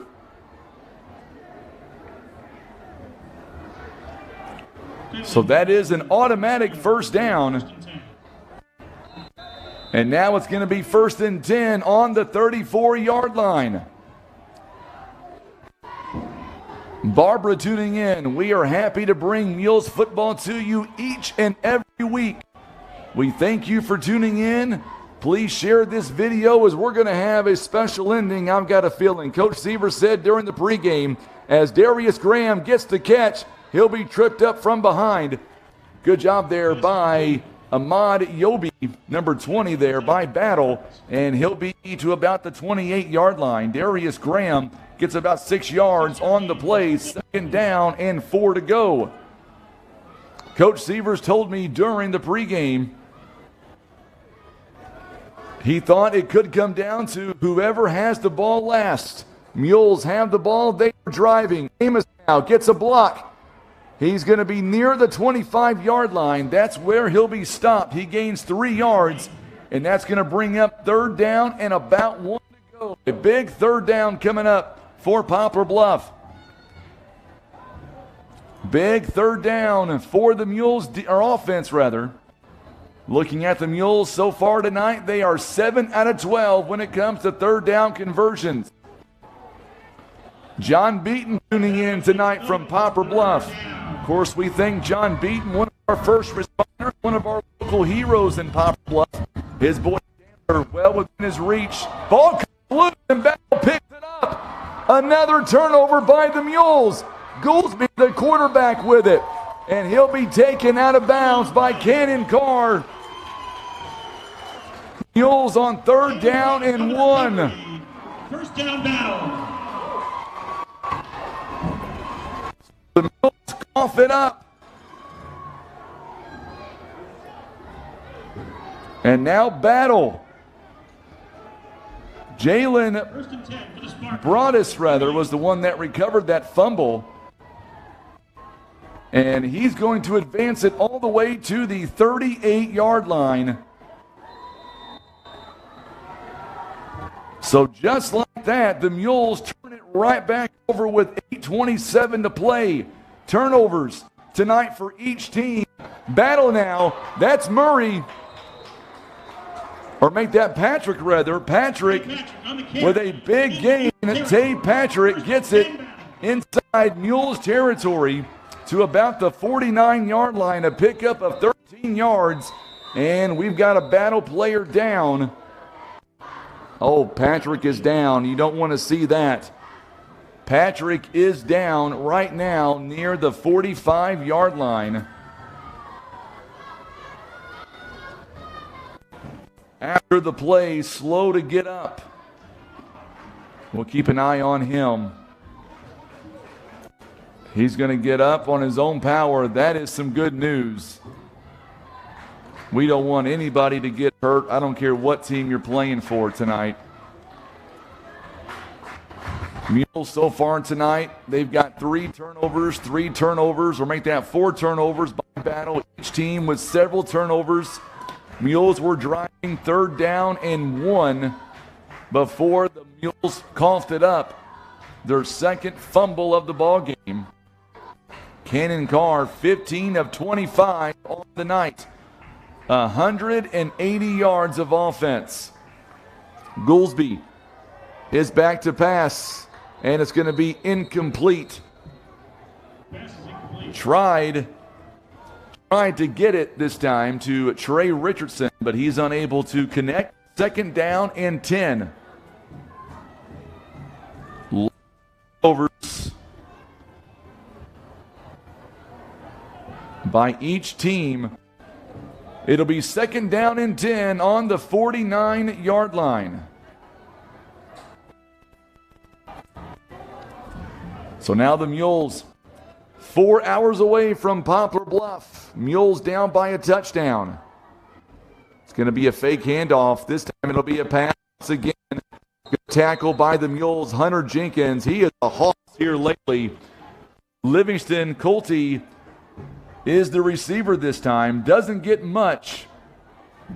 And it'll be about a gain of 3 yards on the 46-yard line. So it's going to bring up 3rd down in about 7. 3rd and 7 coming up. 2 out of 5 are the Spartans right now. 40% on 3rd down conversions. This is a big play for the Mules defense. He's back to throw. He's got a man on the outside. It's going to be over his head. Incomplete pass to Jalen Broadus, and that is a big incompletion, and that's going to bring up 4th down coming up. The offense, they were going to stay on the football field, but now they decide they may want to punt. They're going to bring on Donovan Hicks, maybe to punt this football away.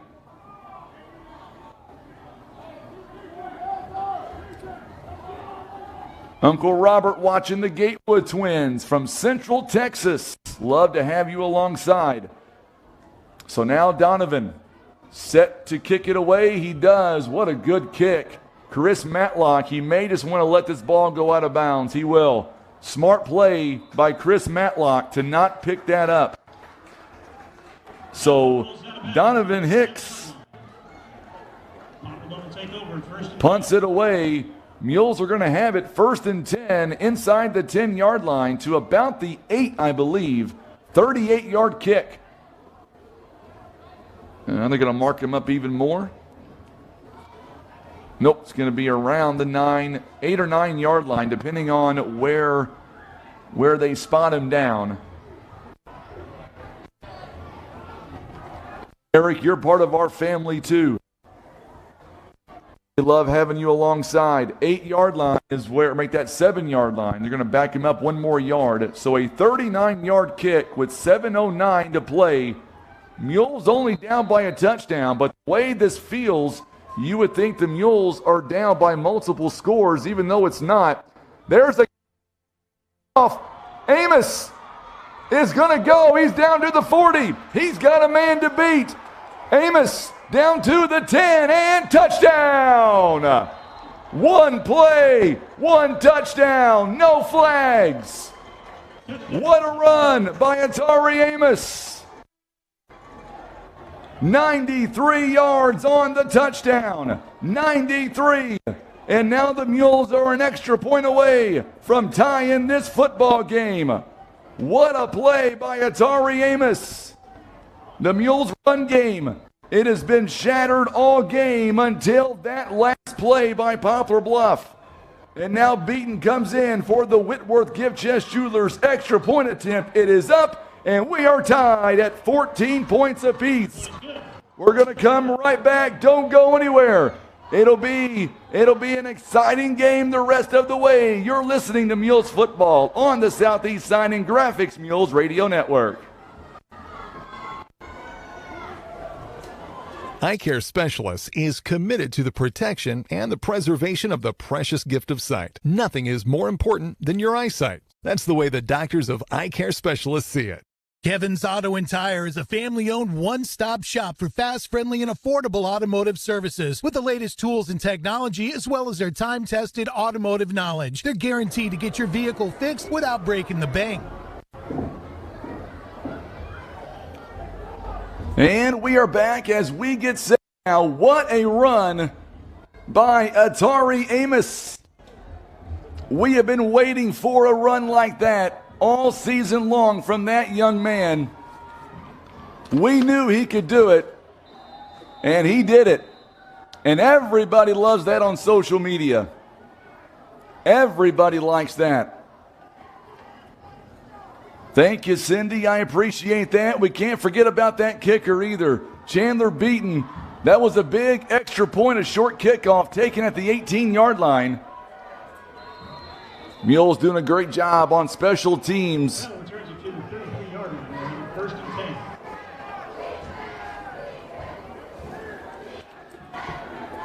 So now following the return, a short kickoff.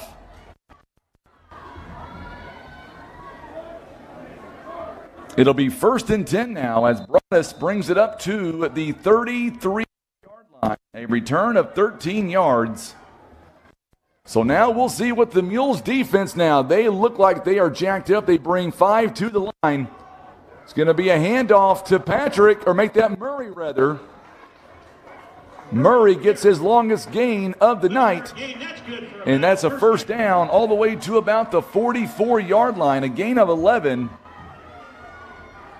So Garrett Murray gets it out to the 44-yard line.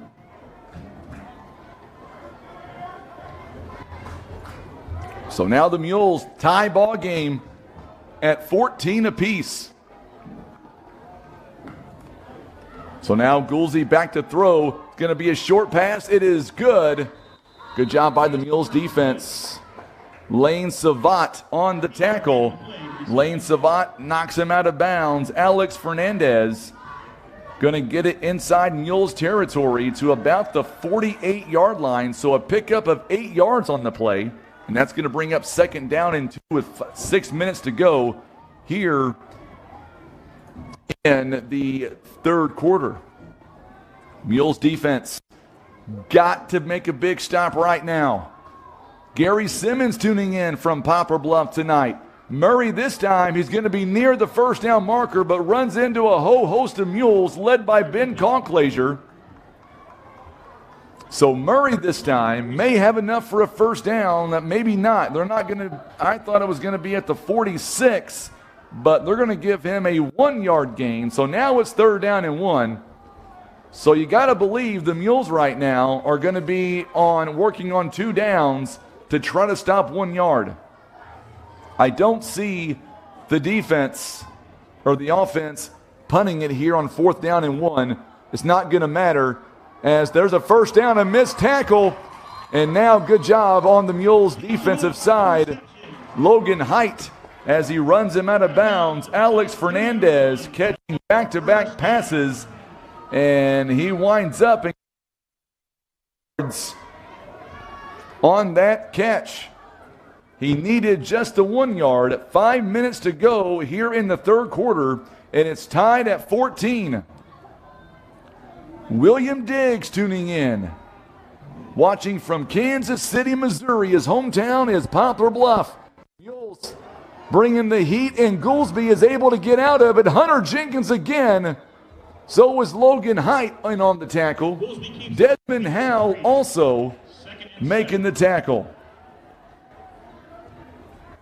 So they're going to mark him down about the 28-yard line.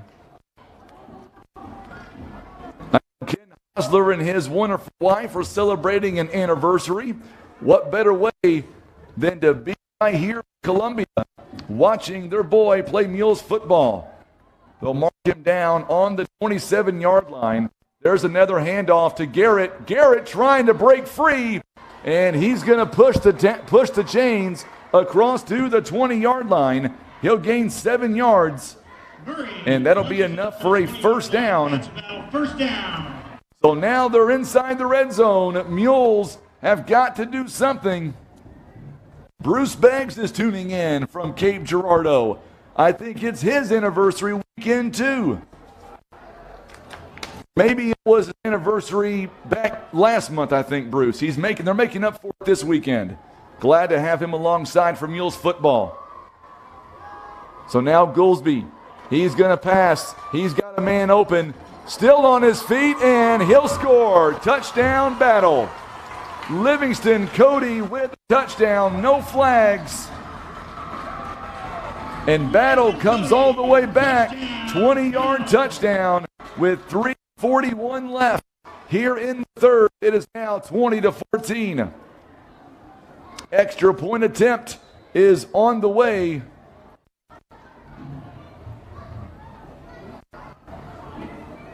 So now as Battle scores 6 more, I don't see the kicker. They might try to go for 2. We'll wait and see.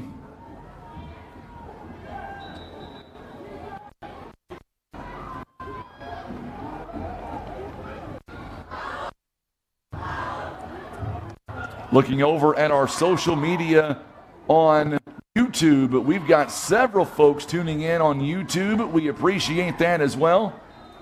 This is our first time doing YouTube and Facebook. Battle going to go for 2 on this play. This could be a big play coming up now. Mules defense already gave up 6. We've got to hold the line and not give up 8. There's the pitch outside to Murray. Murray is going to dive in the end zone. And Murray is in for the 2-point conversion. And just like that, it is now 22-14 Battle. We'll be back. You're listening live to Mules Football on the Southeast Sign and Graphics Mules Radio Network. The Scott Law Group, a family-owned firm providing trusted legal counsel for matters pertaining to real estate, personal injury, criminal, and family law. Call 785-4688 or online, scottlawgroupmode.com. Go Mules! The Bank of Missouri wishes the Mules a fantastic season. Live well, play well, bank well. At 130 years strong, you can count on us to support you through all the seasons of life. So we are back here. It is 3:41 to go here in the third quarter as the Mules down by 8 points now following a 2-point conversion.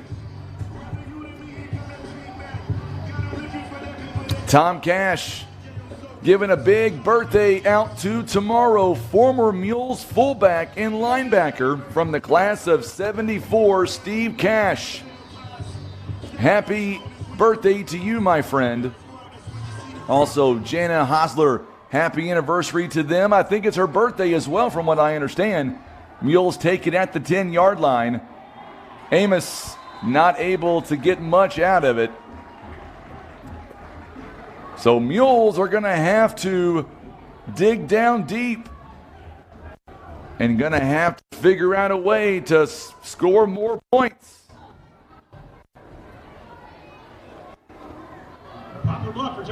So Eric letting us know that him and his dad rooting for the Mules also tonight. We appreciate that. Jackson running all over Sykeston, Farmington all over Cape Central too. Kennett having no problem with East Prairie. So yeah, make sure and tell Miss Hosler happy birthday as well. I know she's tuning in tonight. I know her husband Kenny is listening. He's here in the stands. He is listening to our coverage and watching here from Columbia. Mules unable to get much on the run by Amos. Didn't get much. About 3 yards on that carry, and that's going to bring up second down and about 7 to go. So last week, Amari White had 100 yards rushing for the Mules. Here tonight, Amos, 10 carries, 112 yards. Does have the 1 touchdown. Amos, by the way, entering tonight's game, his longest run this season, 33 yards. Now he's got 93 yards and his 8th touchdown run on the season so far. Mules have an empty backfield. Short pass to Amos, and it is not caught. It's incomplete now. So Kenny Hosler, I told you he's tuning in here. He's a loyal listener. His son Caleb playing football tonight. He's in the stands right now with his lovely wife, and they're both listening to the stats and the play-by-play. Make some noise. It's third down. Third down. Big play coming up now. Third down coming up.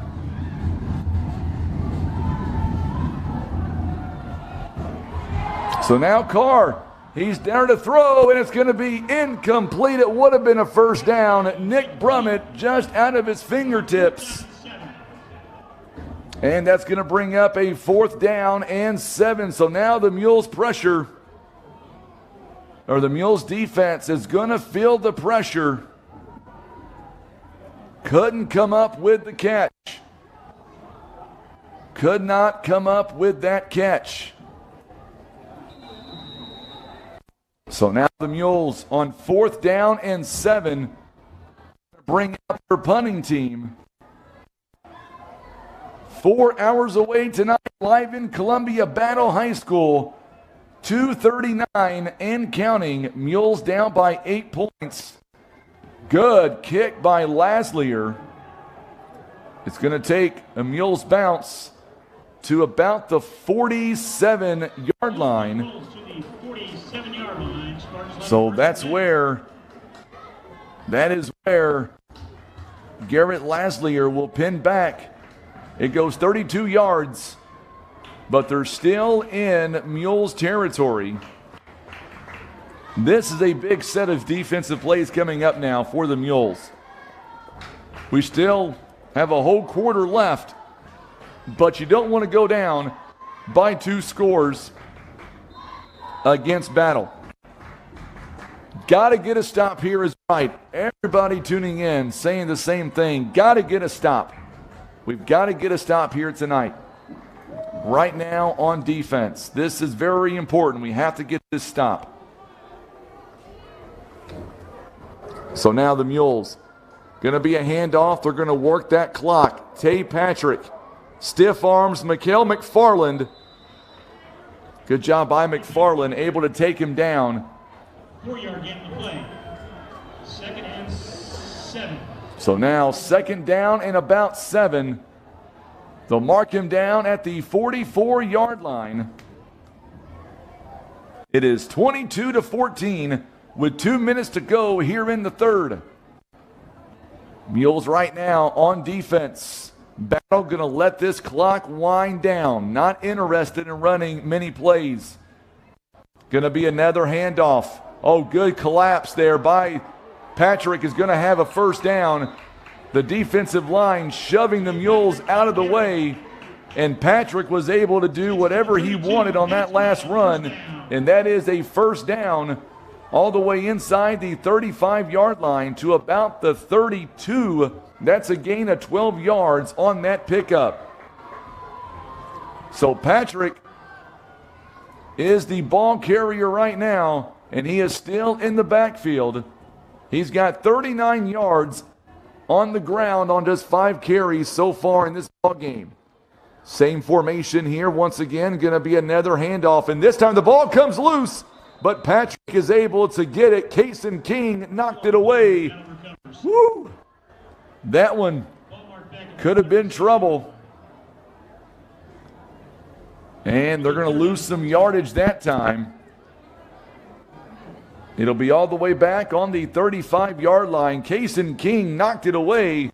Mules nearly able to turn them over.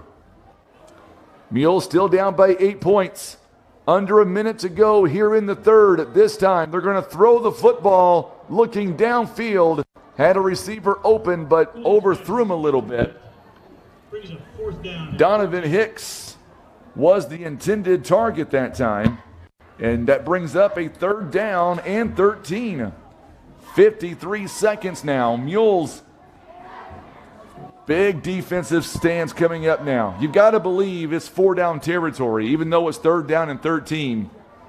I don't see, from this point, I do not see Battle kicking a field goal. Highly doubtful they're going to try to punt the football, especially if they're able to get 6 or 7 yards here on 3rd down. Big 3rd down coming up. Mules defense. Mules may have jumped I don't see a flag. They're going toward the end zone, and it is nearly picked off by the Mules. I don't see a flag down. It's going to bring up 4th down coming up.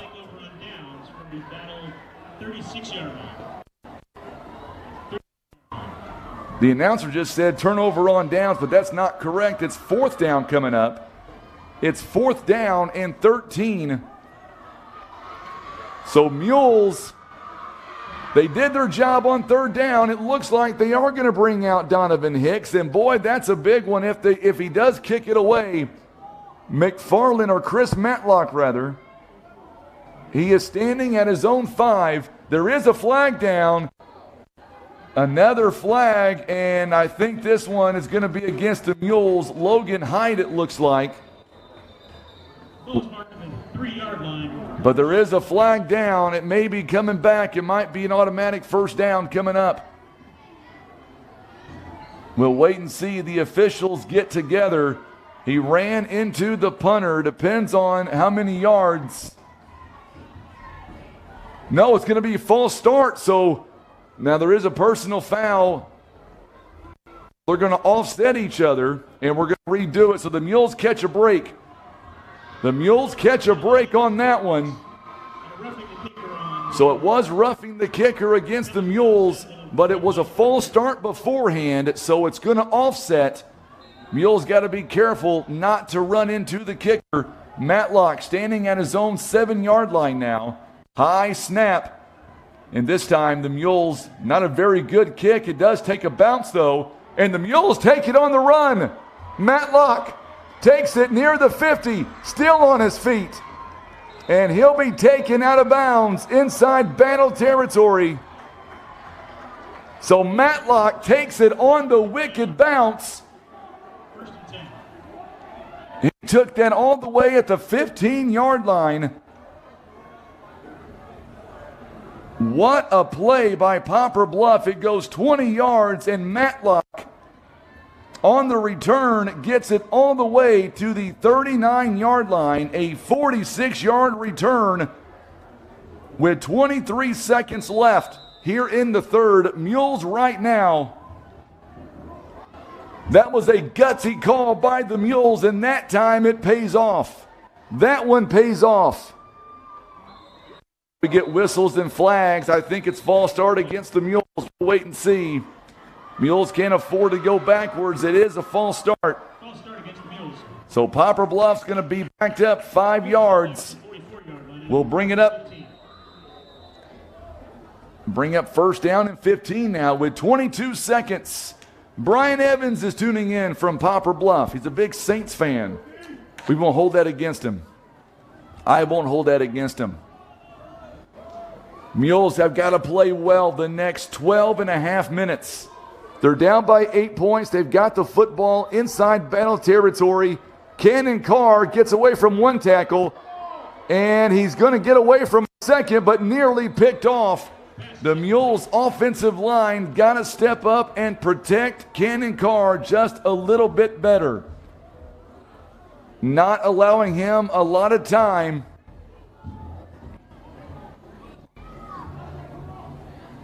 Got to give him time to get rid of that football. Battle knows the Mules want to throw. They want to pass the football.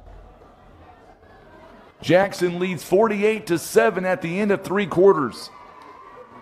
They are taking on Sykeston. There's a quick pass outside to Darius Graham. Graham anticipated the hit, and now he is slow to get up. No flag on the play.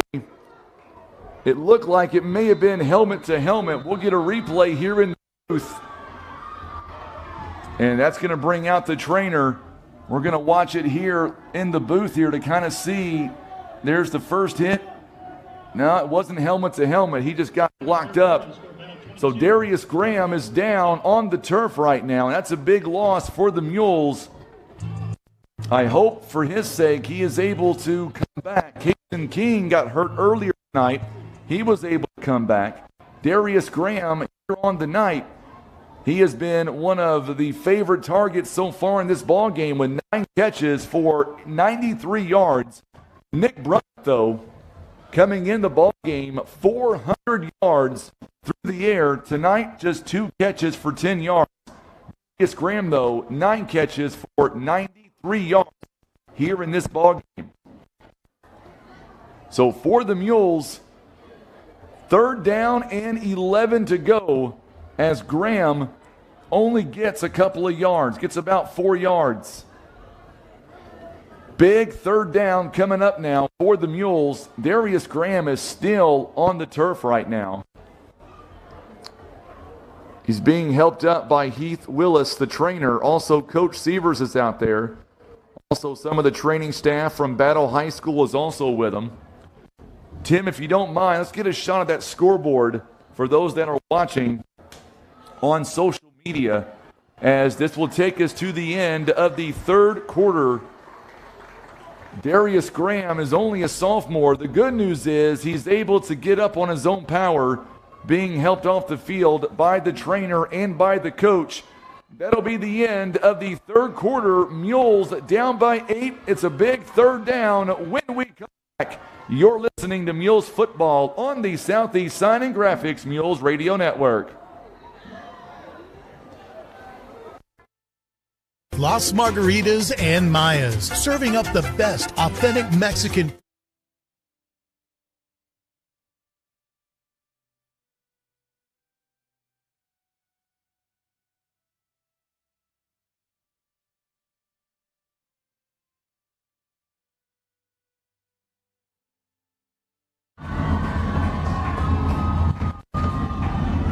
So here we go. It is now the end of the 3rd quarter. We're about to begin the 4th quarter. And just like that, the Mules are once again taken down. Pass is complete. It is completed. 1st and 10 for the 24. It is 1st and 10 on the 24-yard line.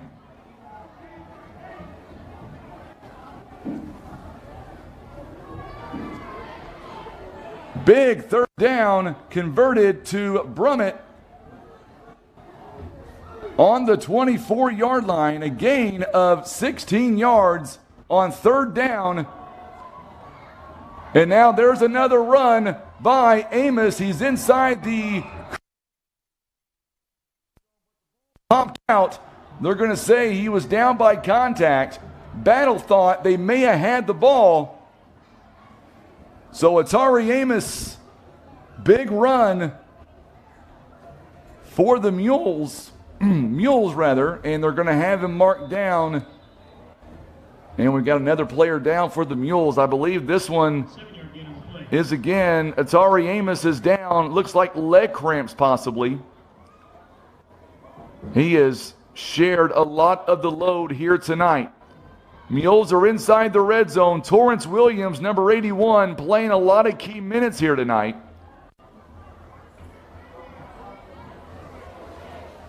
So on the 17-yard line, a 7-yard pickup by Atari Amos.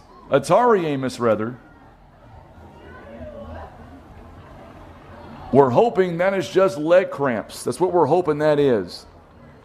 They were out there kind of stretching on it a little bit, and he's running on it. Oh, now he hobbles up again. Yep, that's leg cramps is what that is.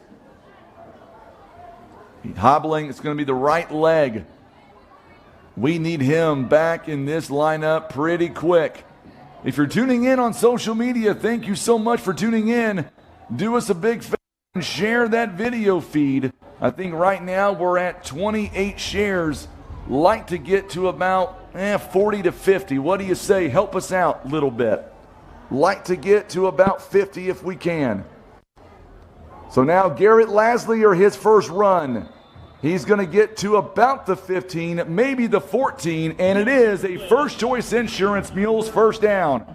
So Garrett Laslier, big run for the Mules and keeps the chains going. A 3-yard run. And now the Mules have it 1st and 10.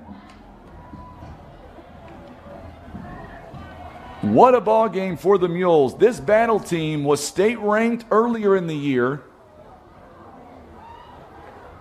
They have a really good program outside to Devin Gatewood. Gatewood misses one tackle, still on his feet, inside the 5 to about the 4-yard line.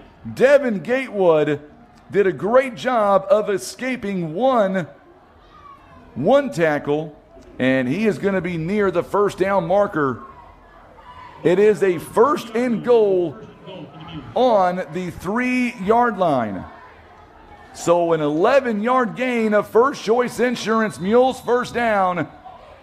Greg Gerberto, appreciate you, my friend. We've got a player down from Battle High School. Didn't see him there for a moment.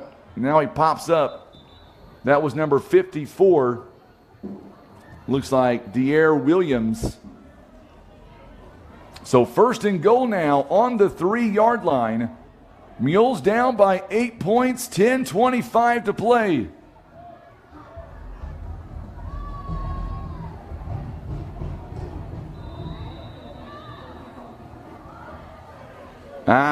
Eric tells me, I appreciate that, Eric. Your dad's a good man. This is the first time that we've ever broadcasted, or I should say live streamed, an away football game. First time ever that anybody's done it for Poplar Bluff, and we're happy it's us on KWOC. Here is Laslier. Gets down to about the 5-yard line. He'll lose a yard, or 2 yards rather, and that's going to bring up 2nd and goal on the 5. A loss of 2 yards.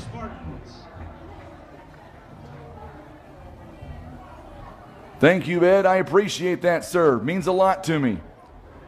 So Farmington, they go in to Cape Central. We'll see Farmington next week, and they are victorious 21-0. Fake handoff going inside the end zone. It was intended for Torrance Williams. It is incomplete, and that brings up a 3rd down for the Mules now. 3rd and goal on the 5.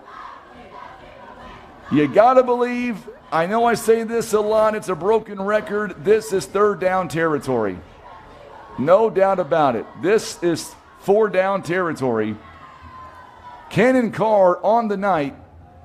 He is 18 of 32, 211 as far as yards, but not a touchdown yet. He does have the 1 interception. So a holding call against the Spartans, rather. I did not see that, so we're going to take away that. And that's going to move him closer to the goal line. So holding.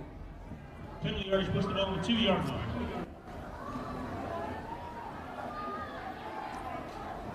So now it's going to bring up 2nd and goal from the 2-yard line. Did not see a flag. The Mules catch a break. Oh, we got another flag that was thrown. Now the officials get together. It's going to be offsides against half the distance, and that's going to move them now to about the 1-yard line. They put Jared and Young in. The ball game. Last week he scored a touchdown 3 yards away. He is back in the ball game right now. Let's go Jared and Young. We need him right now. Greg Gerberto says, punch this jewel in. So there is, this time he's going to be wrapped up. Not much on the carry. There is a flag down on the far side on the 1-yard line. They get to Jared and Young. We'll see who this one's against. It's 2nd and goal on the 1. We'll see who it's against. False start against Poplar Bluff.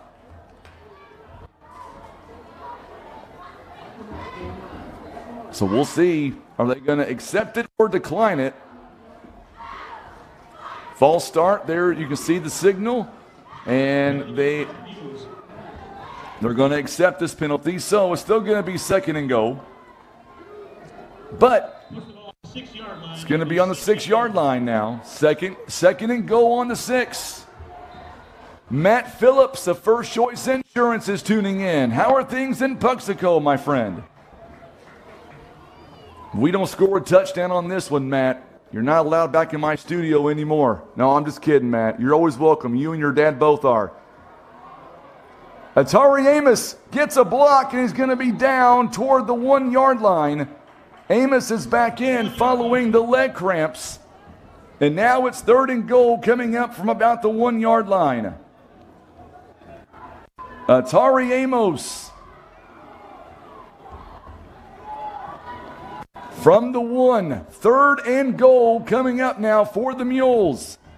Ron Withrow tells me the Cardinals 9-4. 3rd down conversion coming up. The Mules are 8 of 15, and we're going to get a whistle. It's going to be offsides against the Spartans, and that's going to be half the distance, so it's not going to really matter. We're going to go for it here, whether or not we get the touchdown on this one or not.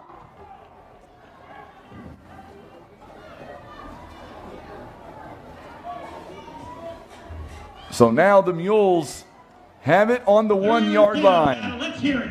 Let's see the running back. Or make that Atari Amos. Mules have 2 downs to punch this in. Amos gets in and scores. Touchdown, Mules. Down run of the ball game. Now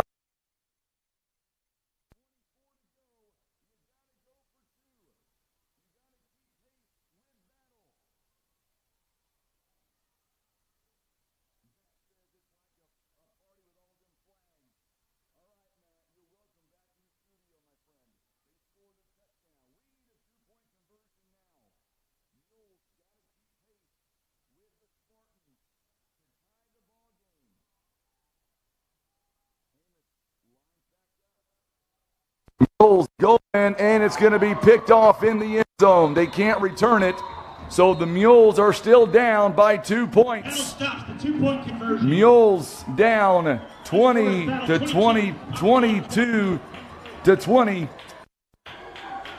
So the Mules right now trail by 2 on the Southeast Sign and Graphics Mules Radio Network.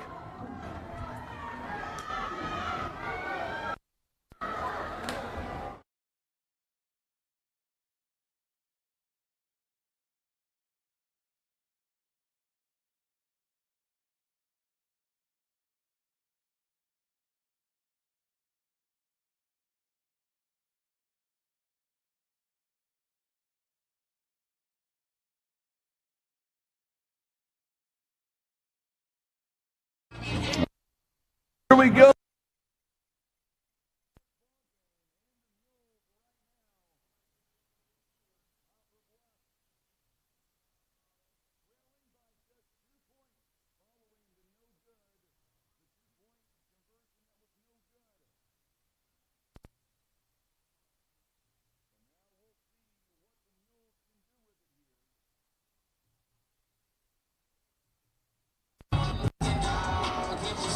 Thank you, Tony. I'll let him know.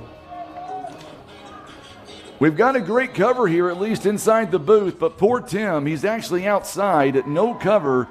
There wasn't enough room, and the camera couldn't fit in the window, so we had to make adjustments. Chandler Beaton, good kick taken at the 5-yard line. Now the Mules defense, special teams. You might as well call that a touchback, basically. Spartans will have it now. Patrick takes it at the 5. Chandler Beaton doing his job as Patrick gets it out to the 20-yard line. It's a 15-yard return. So 8:17 in regulation. It is just past 9 o'clock on this Friday night. We're so thankful that you're tuning in. Whether you're watching on social media, whether you're watching us on YouTube or tuning in on the radio side of things, this is going to be a great finish, and the Mules have got to have a defensive effort right now as Patrick goes up the middle. Gain of 3. Garrett Laslier, the man making that tackle. So a 3-yard gain by Tay Patrick. We need defense right now. you're tuning in on social media, share this video and let us know about that defense right now for the Mules. They lob it up to Murray. Murray catch, and he'll be taken out of bounds near the 35 to about the 33-yard line. So Murray gets about 10 yards on that one, and that's going to bring up a first down coming up. Jackson wins big again tonight. They defeat Sykeston 50-7. 50-7 was the score. Farmington, we're going to see them next week. That one's going to be a good game also. We'll be live in Farmington for that one. And then we're on the road to Cape Central. 7 minutes to go here in the ball game. Running the football, they are content with making sure as Murray's able to get it to about the 36-yard line. So a good gain on first down. It's 2nd down and 7.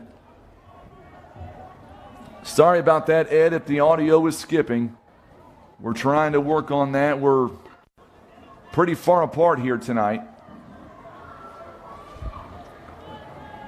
So now the clock is going to run 6:35 and counting. Mules have 3 timeouts here in the second half still left.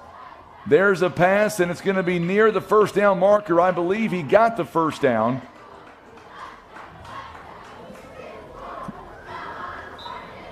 So Donovan Hicks,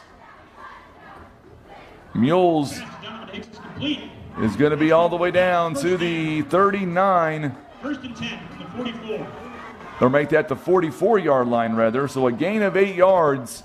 Mules have got to get a good stop right now. So now for Poplar Bluff. They've got to dig in deep right now. They're going to run it to Murray. Murray gets outside, goes back upfield, and he's going to get a nice gain on first down. So we know what they're going to do with it as Murray Students, if you are getting picked up after the game. Murray gets it to close to midfield. And they're going to mark him down at the 48-yard line. So a pickup of about 4 yards. Mules have 3 timeouts remaining here in the second half. They have not used the timeout yet. 5:21 to play here in the fourth. This time they're going to throw it. And it's incomplete this time, so the clock will start, or make that stop rather. And that's going to bring up 3rd down and 6 with 5:18 to play. Stephanie Pierce loving the action by Tim Hicks. Plenty of time for the Mules to score. We just need a big stop right here on 3rd down. 5:18 to play. 3rd down and 6. They lob it out, and it's going to be a first down. Logan Height takes him out of bounds, but it will be enough for a first down. That's another battle. First down. Alex Fernandez gets it to the 45-yard line of Poplar Bluff. That hurts a little bit. 5:08 and counting. It is 22-20. Mules down by 2 points. 5 minutes to go in the ball game. Battle. They're going to run the football. The Mules have got to make a big stance on defense right now. Cause a turnover. Got to get gritty. There's a good stop by the Mules. Good job by Hunter Jenkins. Also Chris Matlock. Mules have a player down. Get up. I can't see his jersey number. That will stop the clock, momentarily anyway. I cannot see what player that was, but it will bring up 2nd and 10 as the Mules offensive secondary, led by Hunter Jenkins, came in to make that stop.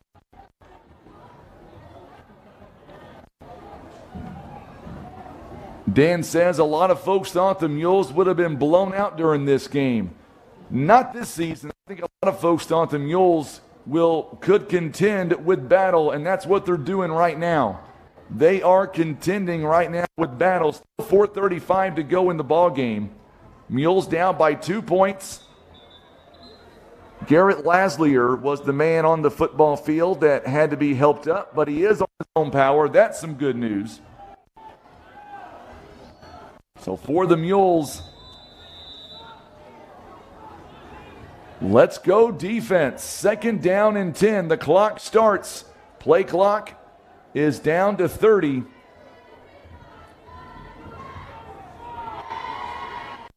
If the Mules can get a big stop right here, we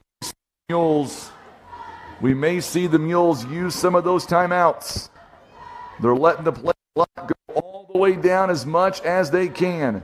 2nd down and 10. Mules, they're going to pass it this time. Mules are going to wrap him up. Good job by the Mules, number 55 on the tackle. That's Desmond Howe. And that's going to bring up a 3rd down and 14. And we've got another player down. This one is going to be against Battle. And it looks like that one might be the quarterback. I can't see his number. I hope it's not the quarterback. No, it's not the quarterback. It's not Goolsby. So it's not going to be him. It's 3rd down and 14 to go.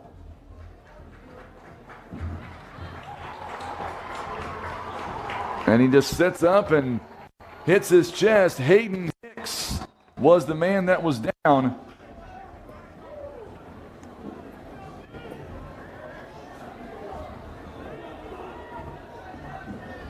So 3rd down and 14 following the sack.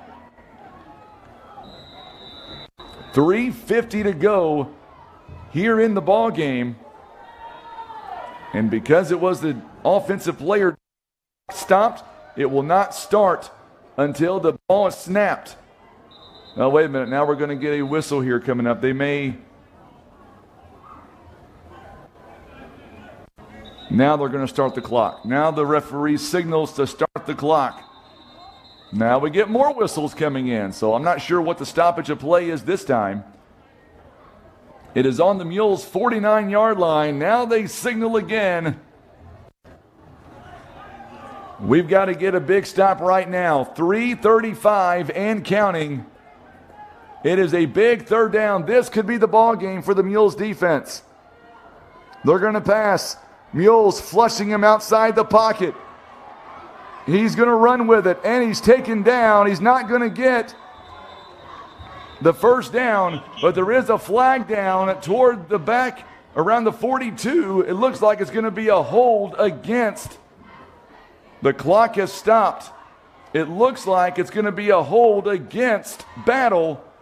And if I'm Poplar Bluff, we accept this penalty because he was able to get a lot of that yardage back, and that's going to be against Battle, and they are going to accept that penalty and move them back a little bit. Moves the ball back to the Battle 34-yard.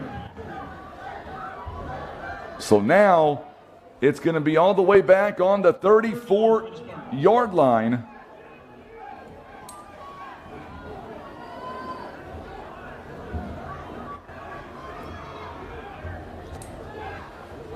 So now, 3:14 to play. Big 3rd down, 3rd and 31.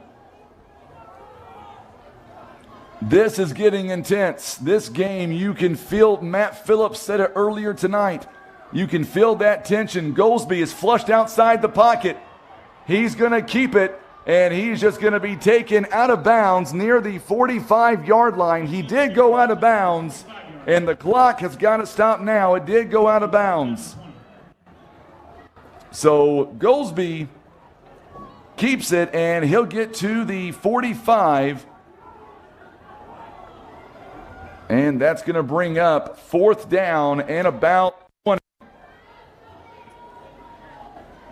So 2:52. The Mules may have one more shot at this. It's going to come down to the Mules offense versus the defense of Battle. There's the kick. It is high, and the Mules need to get away from it. And that's what they're going to do. The Mules just get away. And that's where the Mules will have it 1st and 10 on their own 34-yard line.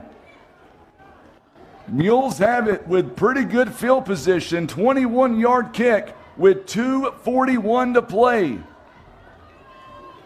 So what do you think about this game? For those that are tuning in on social media, what do you think? I wouldn't have it any other way. I'm sure the coaching staff don't want the turnovers, but I'm just saying, this is a lot of fun. This Mules team, they've got so much pride. First down and 10. They're going to hand the ball off, plenty of time. They're going to get about all the way to the 39-yard line. Atari Amos gets about 5 on the run. Clock continues to run. Second down and 5 at 2:21 now. If you're watching us on social media, let us know how proud you are. The boys taking it right to battle, coming up on the 2-minute drill. Cannon Carr has a catch by Jacob Ballard. It is good, and that'll move the chains. A First Choice Insurance Mules first down. Ballard gets it to the 45-yard line, a gain of 6 yards on that play, and that continues the clock. It stops to move the chains. 2:03 to go. Greg Roberto tuning in. Classy drive. We're going to have it right here. Amos gets the carry and doesn't get anything. It's going to bring up second down and 10. Clock continues to run. It's 140, or make that 137 and counting.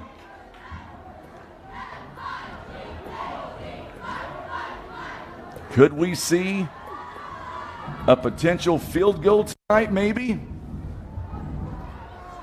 Cannon Carr connects to Nick Brummett all the way down to about the 46-yard line. It's going to be shy of the first down marker. 112 and counting. They're inside battle territory. It is a 9-yard pickup. It's third down and 1. We still have timeouts to use. There's the first down and then some, and now the Mules are going to call the timeout. Now the Mules call a timeout as Amos is able to get a First Choice Insurance Mules first down. Timeout called by the Mules. We're going to keep it here. Our timeouts are brought to you by Larry Hillis Dodge in Poplar Bluff. It is Ram Power Days at Larry Hillis Dodge, exceeding your expectations. A 3-yard carry. Eric Kirkman tuning in tonight, all the way from Poplar Bluff. His lovely daughter was named Homecoming Queen last week in Poplar Bluff. Miss Addison Kirkman, also a manager for this football team. She has double duty.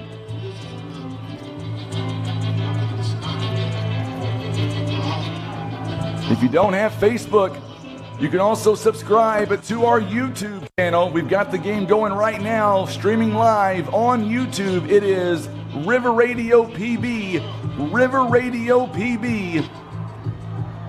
Shamika tuning in. Of course, we're going to miss her 2 sons, Joseph and Dom Hardiman. Played basketball with us. Nephew Torrance Williams is out here tonight. First down and 10. Mules give it to Ballard, and he makes the catch. A lot of extracurricular that time. Ballard gets it to the 39. Play clock runs 37 seconds. Mules have got to hurry. 30 seconds and counting. A lot of movement, no flags. There's a pass to Devin Gatewood. Did he get out of bounds? He did. It'll be near the 30-yard line. So Devin Gatewood, and we may get a timeout by the Mules. We will. So Mules will call the timeout with 31 seconds remaining, or make that 21 seconds on the 31-yard line. It'll bring up a First Choice Insurance Mules first down. So 21 seconds, all that remains in this ball game. Mules right now, what a ball game. atmosphere at Battle High School tonight. If you thought Poplar Bluff was going to come in and just lie down for this team is special to watch. Cardinals getting a big win tonight. Looks like they're going to win both of their ball games today. They're up right now 11-4. We need points. 22 seconds. 31-yard line. Let's hear it on social media for our Mules. Cannon Carr, he's back to pass. He's got Devin Gatewood. He gets out of bounds. He'll be just shy of the first down marker at the 22-yard line. He gets 9 yards. Mules are closing in on the red zone. It's a good time for a long pass. I agree. Oh, we love bringing you each and every play. Here we go. Mules going to fake the run. They've got a man. There it is. Touchdown, Mules! Jacob Beller with a big catch. The Mules take the lead. There's a flag for excessive celebration. The Mules take the lead with only 11 seconds left. It's going to go against the Mules' excessive celebration. No, it's going to go against Battle. All year, and the Mules have taken the lead with 11 seconds left. What a throw by Cannon Carr. And the Mules now lead it 26-22. What a play. The Mules fans that made the trip, they are on their feet. Social media is going bonkers right now. Wow, what a catch. What a throw by Cannon Carr, his 10th touchdown pass on the year. And you know what? Let's go for 2, boys. What do you say? Atari Amos lining up, trying to get those 2 points back. And there's the handoff. Amos is going to be stopped just shy of the goal line. So there you go. We've got 11 seconds remaining. John Scott tuning in, the school board president. What do you think about that play, John? You should have been here tonight beside me, no doubt about it. What a game here tonight. The Mules cheerleaders, the fans who made the trip, social media right now is exploding. Poplar Bluff, if we're able to hang on to this win, this will be one of our biggest wins in a long time. Last time we came up to Columbia was all the way back in 2001. We got a thrashing that year. Tonight, much different. Greg Gerberto, Poplar Bluff blessed. You betcha, my friend. We've got to finish it. We have to finish this game. Mules up by 4. A big-time touchdown to Jacob Beller in the final moments. I told you, this is like being with family tonight. I wouldn't miss this for the world. My daughter's playing a high school tournament tomorrow in Jackson, but we are here tonight. We're going to drive all night. I'll drive to Cape. I'll get maybe 2 hours of sleep, but I would not miss this game. So now the penalty is going to be assessed. It was against Battle. The Mules will kick off on the 45-yard line. What a game is absolutely correct. We are overwhelmed with all the folks tuning in on the radio, watching us on social media, YouTube, by the way. So now here we go, 11 seconds. Mules have got to hold this line. So here we go. Here's the kickoff. And it's going to go in the back of the end zone. There was a flag down. Chandler Beaton did a great job. That one just soared in the back of the end zone. Mules are okay with going to the back of the end zone. possibly being 1st and 10 on the 20. It's going to be against the Mules. I believe the Mules may have jumped. Flag came in pretty quick. I need to check something really quick here. So it's going to be, so Beaton will kick it again. Not sure what the call was. We never did see the actual signal. All right, so I need your help on social media. We're at 42 shares. Let's get to 50. What do you say before this night's over? That's what we need. So now it was against the Mules. Now they'll kick off on the 50-yard line. And for the Mules, they just wanted to go to the back of the end zone. Here we go, Beaton to kick it off. This one is going to go to the back of the end zone, very back of the end zone. Here we go. Keith Walker, 1981, high school graduate, Keystone Heights, Florida. How was the weather down in Florida, my friend? Glad to have you alongside. Coming up, we'll have Coach Kirkley join us live. He's about 2 rows down from us. We'll try to get a player on. I'm not sure yet. Going to be a timeout called by Battle. We're going to try to get a player on. But I won't lie to you. I'll be honest. With us being so far away, I'm not sure what kind of access we're going to have. I would love to have Battler come up here and talk about that ridiculous catch that he made as time was winding down. So it's going to be enough for one play, maybe 2. Social media right now just exploding for the Mules. Somebody made a comment earlier, and we had to go back and look it up. We did. What's really cool is this is the first time that we've ever streamed an away football game, and I'm just so honored that we're able to do it, and I'm honored for the 200-plus watching on Facebook, for the 50 to 60 watching us on our brand-new YouTube channel. We're so glad to have all of you aboard. This is my Friday night family right here.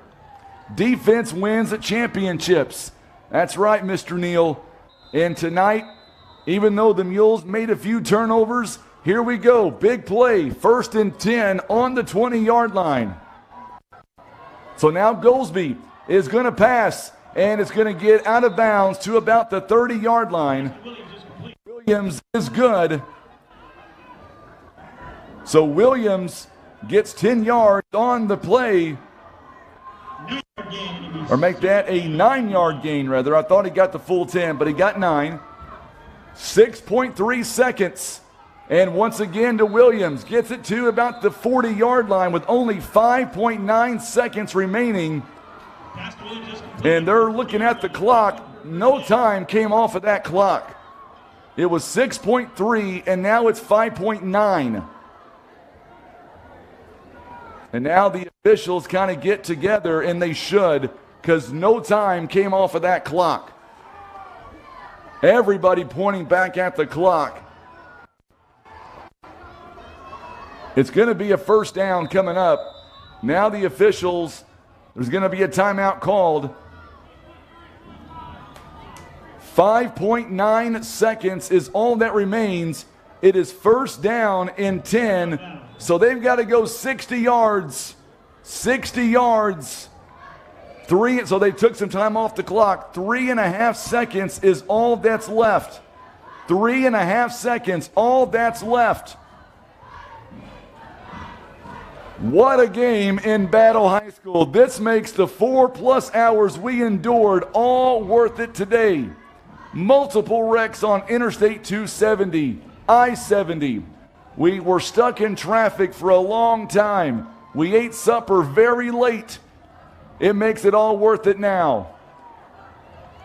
I won't get any sleep tonight, but it is well worth it no matter what happens. But the Mules defense, they're going to drop several back.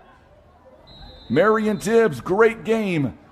Dan Elder loves what he's seeing. Final play. Goldsby, it's going to go downfield. Mules come up with, it's going to be a catch, but the Mules come up with a victory. Poplar Bluff as L.J. Williams makes the catch on the 37-yard line. Tim, zoom in on that celebration. What a job by the Mules.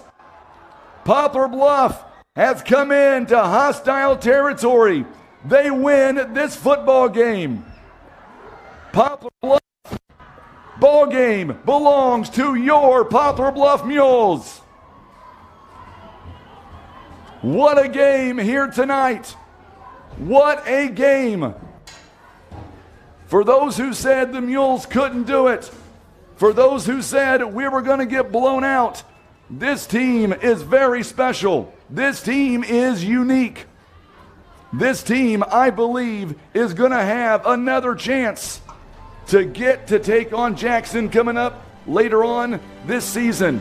Coach Kirkley is going to join us right now, as a matter of fact. Let him get mic'd up.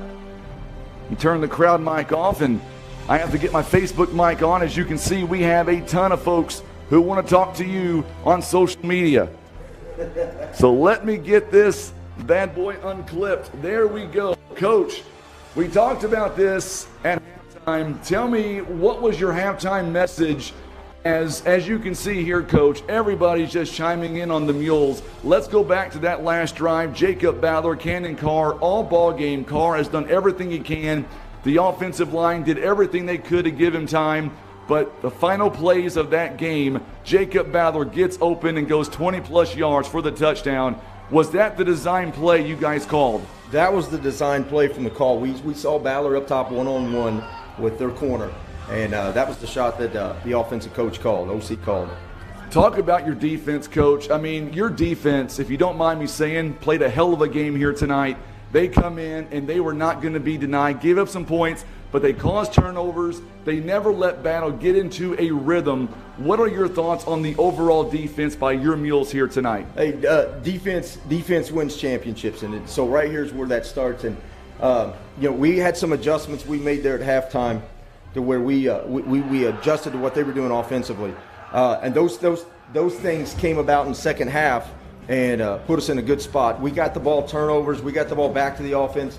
Offense had some struggles there at first, there in the second half, but we come together and we set ourselves up to win with that last series, and that's what it's about. Let me ask you real quick. I know a lot of folks still tuning on social media. For the folks listening in on the radio and watching our feed, whether it's Facebook or YouTube, what is your message to all of our fans? We travel very well, and we have a lot of following on the radio and social media. What is your response to all of our fans who showed out, whether it's here or on social media here tonight? Hey, we appreciate the support. I mean, it's hard to come out here on a game like this when we travel 4.5 hours away from home, and we haven't done this in a while. So any type of support, that came here to Columbia with us or that's online with us, we love it. Let me ask you, talk about here tonight. Did you guys, coming in this football stadium, did you guys expect a shootout here, or was you expecting a low-scoring game like we got tonight? We knew Battle was a good team, so we knew that we was going to have to come in and fight and be physical. We had some mental breakdowns, both offensively and defensively there throughout the game. But like I said, we bend, but we didn't break, and we set ourselves up, like I said, that last series to win this game, and that's what we came here to do. In terms of historic wins, come from behind wins, whatever you want to call it, where does this rank in Mules history in your mind? Well, I had one when I was a player back in '93 when we played Springfield, and it went 2 overtimes, and we won it on a last-second defensive stand. And this here matches right up it as a coach. This is an offensive play to win it. So it matches right there with it, if not better. Now the negative. What do you guys want to clean up between now and next Friday? We continue on the road. We take on Farmington. By the way, they shut out Cape Central earlier, 21-zip. What are your thoughts on getting better this week? What will you guys work on in anticipation of another tough conference opponent coming up next week on the road against Farmington? Blocking and tackling. Blocking and tackling. Yes, we got to do a better job. What about turnovers? Are you guys concerned about the turnovers, or was it one of those things where we knew Battle was going to bring all the pressure they could? And also, what about Atari Amos? How is his legs? I'm assuming those were all cramps. As far as I know, I don't have any report on Atari and what's going on there, but he did come back there later in the game and play, so I'd say he's good to go, but I'm not sure on that. But yeah, we're just going to have to get back this week and work on some of that stuff. Coach Pylan works with the running backs and does a great job with them. So he's going to handle those and address those issues, I'm sure, with turning the ball over and fumbling. But defensively, we're just going to keep doing that. We've got to get physical, more physical, and play tough and get after it. This team has a no-quit attitude. Even down by 8 points, we didn't get the 2-point conversion. We never gave up. We backed them up a couple of downs, and then they were still driving, running the football. We never panicked. We didn't call any timeouts, but it's like the team had the confidence. They can get the ball back. They can make a game-winning drive. Why is this team so unique when it comes to all the confidence? They are gelling together.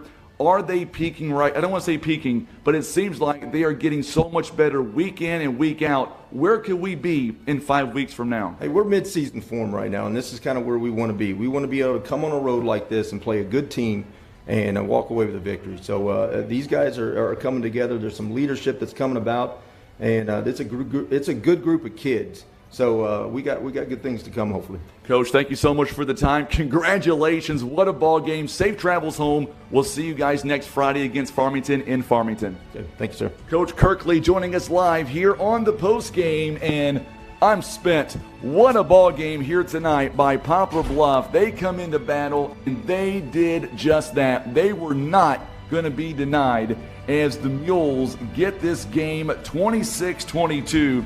And before we get off the air, I got to say just how much I am appreciative of all of our fans tuning in on the radio. We started something this year to where we knew that it was going to be, we wanted to get this going. Our social media, we wanted to get YouTube. And tonight we put all that to the test. We are just so fortunate that we were able to bring this to you. We knew going in it was going to be a tough game. I think all of us, including myself, we knew that it was going to be a game for the ages. Coach Seaver said this during the pregame interview with me. We did this on the radio part. It will come down. He believed it would come down to the last possession. Boy, he was right. Jacob Ballard getting his first touchdown on the night. Not a moment too soon. Let's go ahead real quickly and let's wrap up this broadcast so we can get home and get safe and get you back to your lives as well. The Mules, 409 yards of offense. Battle 333. The Mules averaging about 6 yards a play. Battle about 7 yards a play. The Mules mainly battle, or I should say Cannon Carr, 24 of 37, 269 passing yards, 1 touchdown, 1 interception. Our running game exploded by Atari Amos, had that big 93-yard touchdown run. Congratulations to him. You look at the overall third down conversions, this was big. Battle, 4 out of 11. Poplar Bluff, 10 of 17. You look at some of the yards on the ground. Amos, he had 16 carries, $133, 2 touchdown runs, and of course, he was phenomenal all ball game. Darius Graham, 1 carry, 4 yards. Amari White, 1 carry for 3 yards. Garrett Laslier, 2 carries, 1 yard. Through the air, Devin Gatewood, 5 catches, 98 yards. Darius Graham, 10 catches, 97 yards. And then Ballard had that big catch at the end of the ball game. 5 catches, 39 yards for the big score. And the rest is history, my friends, as the Mules get it done in dramatic fashion as Poplar Bluff comes in to a hostile environment. They come in 3-1. They are leaving 4-1 after they win tonight 26-22.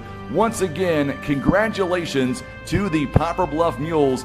But I'm going to tell you right now, we have a long way to go. Poplar Bluff, they want to be able to continue this momentum, and they can do that. But one thing they've got to do, and that is the fact they have got to be able to come in, and they're going to have to be able to play hard and get a quality win next week against Farmington to keep this going. The Mules now 4-1. Our next broadcast is coming up next Friday night. We'll be live over in Farmington, so make sure tune in for that game. 1 of 3 ways you can tune in live right here on the radio side of things. You can also tune in on our Facebook page and our brand new YouTube channel. That is River Radio PB. River Radio PB, our brand new YouTube channel. Make sure and subscribe.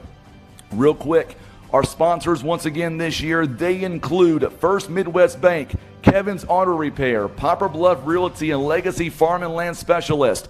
Also brought to you by Whitworth Gift Chest Jewelers, the Ozark Federal Credit Union, Air Solutions, First Choice Insurance, Las Margaritas, Mayas, and Taco Taco, Christian Automotive and Tire, Eye Care Specialist. Also being brought to you by Larry Hillis Dodge, Briggs & Stratton, the Scott Law Group LLC, and the Bank of Missouri. Once again, let's thank a few more folks before we get back to live programming. Those folks, they include, of course, the guy behind the camera, Tim Hicks, a rock star once again here tonight, made this trip with us. We appreciate him more than he'll ever know. Also, our sales manager, Tereska Stockton, our chief engineer, Charlie Lampy, and of course, our general manager, John Rice, who allows us week in and week out to come here and put on these games and make sure that we are able to do that for our amazing fans back in Poplar Bluff and around Southeast Missouri. I'm Frankie Castile. Mules getting a big win here tonight. They go on to win by a final score of 26-22. Coming up next, we're going to get back out to the Glenn Beck program that is about to begin, or I should say it's already in progress. And then, of course, our next broadcast coming your way next Friday night on the radio 620, and then on Facebook and YouTube at 6:45, and kickoff at 7 o'clock. I'm Frankie Castile. Have a great night and weekend. I'll see you right here for Poplar Bluff Mules football. This is the Southeast Sign and Graphics Mules Radio Network. All right, thank you again for tuning in on Facebook, and we'll see you all next week.